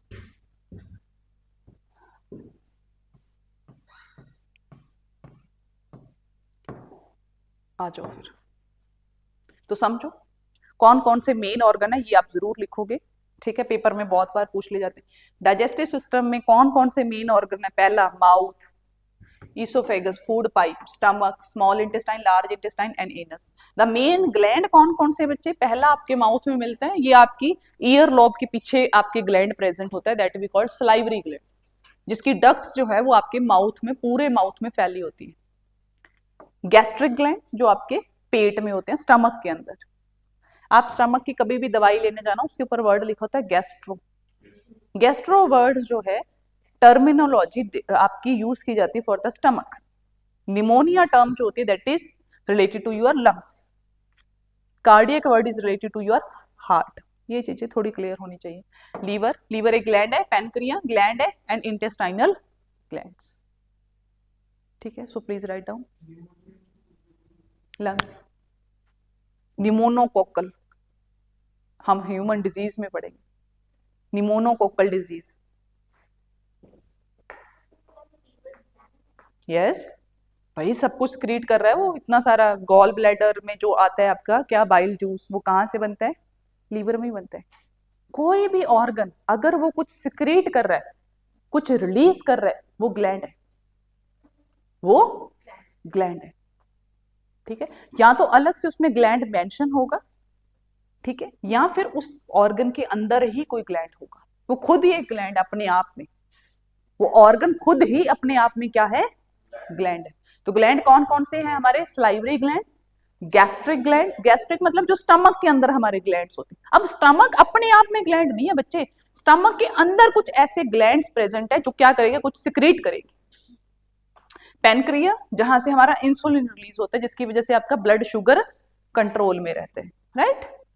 और इंटेस्टाइनल ग्लैंड्स, जो आपकी इंटेस्टाइन में ग्लैंड्स प्रेजेंट होते हैं, जो क्या करते हैं, कुछ कुछ सिक्रेट करते हैं for the digestion and absorption. अगर मैं आपसे ये स्टेटमेंट बोलूं कि आपकी कंप्लीट डाइजेशन हो जाती है आपके स्टमक के अंदर फूड की, then that statement is a wrong statement, क्योंकि स्टमक में आपकी क्या होती है? पार्शियल डाइजेशन होती है, कंप्लीट डाइजेशन आपकी इंटेस्टाइन में होती है। ये क्वेश्चन है आपका पीसीएस का PYQ। 4 स्टेटमेंट दी हुई थी, पहली स्टेटमेंट में वो कहता है कि आपकी कंप्लीट डाइजेशन होती है स्टमक में, दूसरी स्टेटमेंट में वो कहता है कि पार्शियल डाइजेशन होती है किसमें, आपके स्टमक में। तीसरी स्टेटमेंट में वो कहता है कि कंप्लीट डाइजेशन एंड एब्जॉर्प्शन आपके इंटेस्टाइन, लार्ज इंटेस्टाइन में होती है। और चौथी स्टेटमेंट में कहता है कि complete and absorption, complete digestion and absorption आपकी स्मॉल इंटेस्टाइन में होती है। तो करेक्ट स्टेटमेंट क्या है, यही वाली है, थर्ड स्टेटमेंट, फोर्थ स्टेटमेंट, जिसमें वो कहता है कि कंप्लीट डाइजेशन एंड एब्जॉर्प्शन आपकी स्मॉल इंटेस्टाइन में होती है। लेकिन जो आपने अभी बात की थी हमें, जैसे कि जो हमसे एब्जॉर्प्शन होती है वाटर वगैरह की, वो लास्ट अपनी लार्ज इंटेस्टाइन में एक्स्ट्रा चीजों की एब्जॉर्प्शन होती है। उन्होंने लास्ट में पूछा कि कंप्लीट कंप्लीट जो न्यूट्रिशन की कंप्लीट डाइजेशन है ना, वो आपकी इंटेस्टाइन में खत्म हो जाती है, स्मॉल में। जो आपका सिर्फ एक्सेस वाटर बचता है और मिनरल बचते हैं थोड़े बहुत, वो आपके इंटेस्टाइन में होते हैं। न्यूट्रिशन की एब्जॉर्प्शन, फुली एब्जॉर्प्शन आपकी स्मॉल में हो जाती है। नहीं, वो न्यूट्रिशन प्रोस्पेक्टिव से आपसे यहाँ पे स्टेटमेंट उसने पूछी है, न्यूट्रिशन के पॉइंट ऑफ व्यू से पूछ रहा है। ठीक है, PYQ करेंगे, समझ आ जाएगा आपको। ठीक है, और सबसे बड़ी बात एब्जॉर्प्शन नहीं होती स्मॉल लार्ज इंटेस्टाइन में, री एब्जॉर्प्शन होती है। री वर्ड, री का मतलब क्या होता है, दोबारा से एब्जॉर्प्शन हो रही है भाई, वहां पे एब्जॉर्प्शन हो चुकी है। री एब्जॉर्प्शन अगर वर्ड आ जाता है देन फिर वो लार्ज इंटेस्टाइन होगा, क्योंकि री एब्जॉर्प्शन उसी में होती है। ठीक है, okay, next. This is our whole alimentary canal and its organism. So please draw it, draw करो इसको, तभी समझ में आएगा। फटाफट कर लीजिए।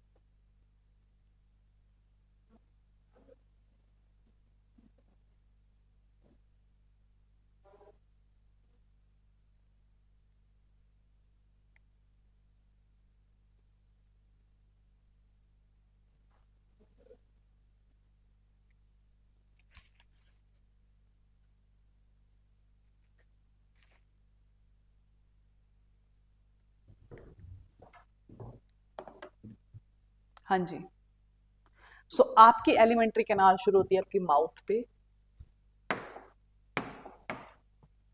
और खत्म कहाँ होती है, आपके रेक्टम पे, एनस पे खत्म होती है। ये पूरी एक होलोजोइक ट्यूब है आपकी, जिसकी टोटल लेंथ कितनी होती है आपकी, 6 to 9 मीटर्स होती है, डिपेंड करती है ऑर्गेनिज्म टू ऑर्गेनिज्म।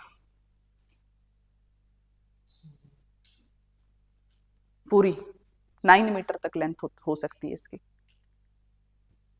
9 मीटर तक इसकी लेंथ हो सकती है। ऑब्वियसली जब आप छोटे होते तब उसकी ऑब्वियसली लेंथ कम ही होगी, धीरे धीरे वो लेंथ आपकी अकॉर्डिंग टू योर हाइट वो बढ़ती रहती है। मैक्सिमम कितनी हो सकती है, 9 मीटर। ठीक है, और आपकी जो स्मॉल इंटेस्टाइन होती है उसकी लेंथ होती है 3 to 6 मीटर, 3 to 6 मीटर। ठीक है, यस, स्मॉल इंटेस्टाइन।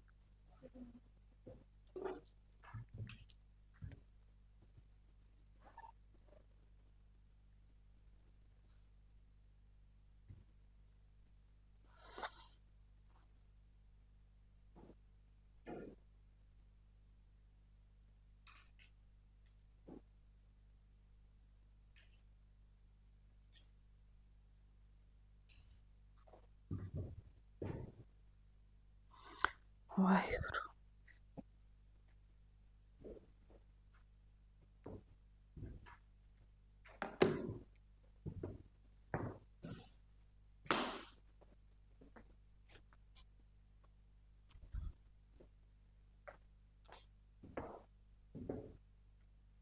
बन गया।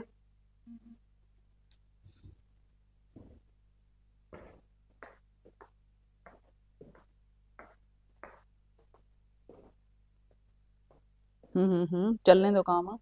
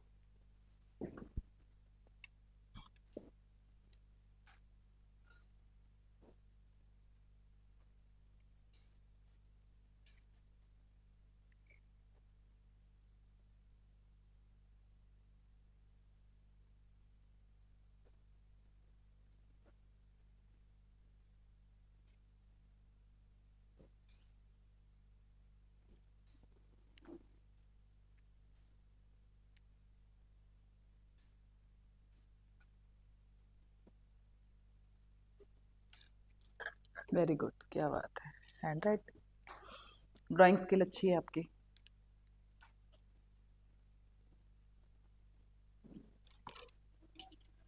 देखो, वैसे तो मैंने तुम्हें सब कुछ बता दिया, लेकिन ऊपर एक वर्ड लिखा हुआ है एपिग्लोटिस, देखा? एपिग्लोटिस क्या है? ये एक तरीके का ना लिड है। ये एक तरीके का क्या है? लिड। आपकी बॉडी में बहुत जगह पे लिड मतलब कवर, खाना होता है, कोई भी बर्तन होता है उसके ऊपर लिड लगाते हैं हम। लिड क्या होती है? कवर। अब ये जो कवर है आपका, कवर क्या करते हैं? हाँ, बिल्कुल। तो अब जो आपकी पाइप है, wind pipe and food pipe, वो देखो मैंने आपको बोला कि विंड पाइप और फूड पाइप क्या है, दोनों इस तरीके से बराबर बराबर है, आगे पीछे। तो समझो इस चीज को। कई बार क्या होता है, अभी आप बोलते बोलते खाना खा लेते हो, एकदम से आपको बड़ी तेजी खांसी आती है, रीजन क्या होता है उसके पीछे? क्या होता है रीजन उसके पीछे? वो विंड पाइप में चला जाता है खाना। अब यहाँ पे आपके एक एपिग्लोटिस प्रेजेंट होता है। जब आप खाना स्वॉलो करते हो इस तरीके से, तो क्या होता है, आपका लिड जो है वो विंड पाइप के ऊपर लग जाती है और खाना सीधा चला जाता है, क्योंकि विंड पाइप आपके बच्चे आगे। बट जब आप बोल रहे होते हो तो साउंड बॉक्स से जब साउंड बाहर आ रही होती है तो वो लिड ओपन रहती है आपकी। अब खाना जैसे आपने खाया वो विंड पाइप के अंदर चला जाता है, और विंड पाइप के अंदर जैसे ही खाना जाता है, भाई वहां पे तो डाइजेशन हो नहीं सकती, और वहां पे जो खाना अंदर चला गया वो कभी बाहर नहीं आ सकता, क्योंकि ऐसा कोई चीज है नहीं जहां से वो बाहर आ जाए। तो आपको एकदम तेज खांसी आएगी, और वो खाना जो है, खाने के पार्टिकल जो आपके अंदर गए होंगे वो बाहर आ जाएंगे। So this is the main function of epiglottis. समझ आया? तो आज हम यहीं तक पढ़ेंगे स्टूडेंट, लेक्चर कर रहे हैं ओवर, क्योंकि 12 बजे लाइव क्लास है फॉर पंजाब जी की। ठीक है स्टूडेंट, फटाफट करो वाइंड अप और लेक्चर करते हैं ओवर। ठीक है जी, थैंक यू स्टूडेंट्स। ओके।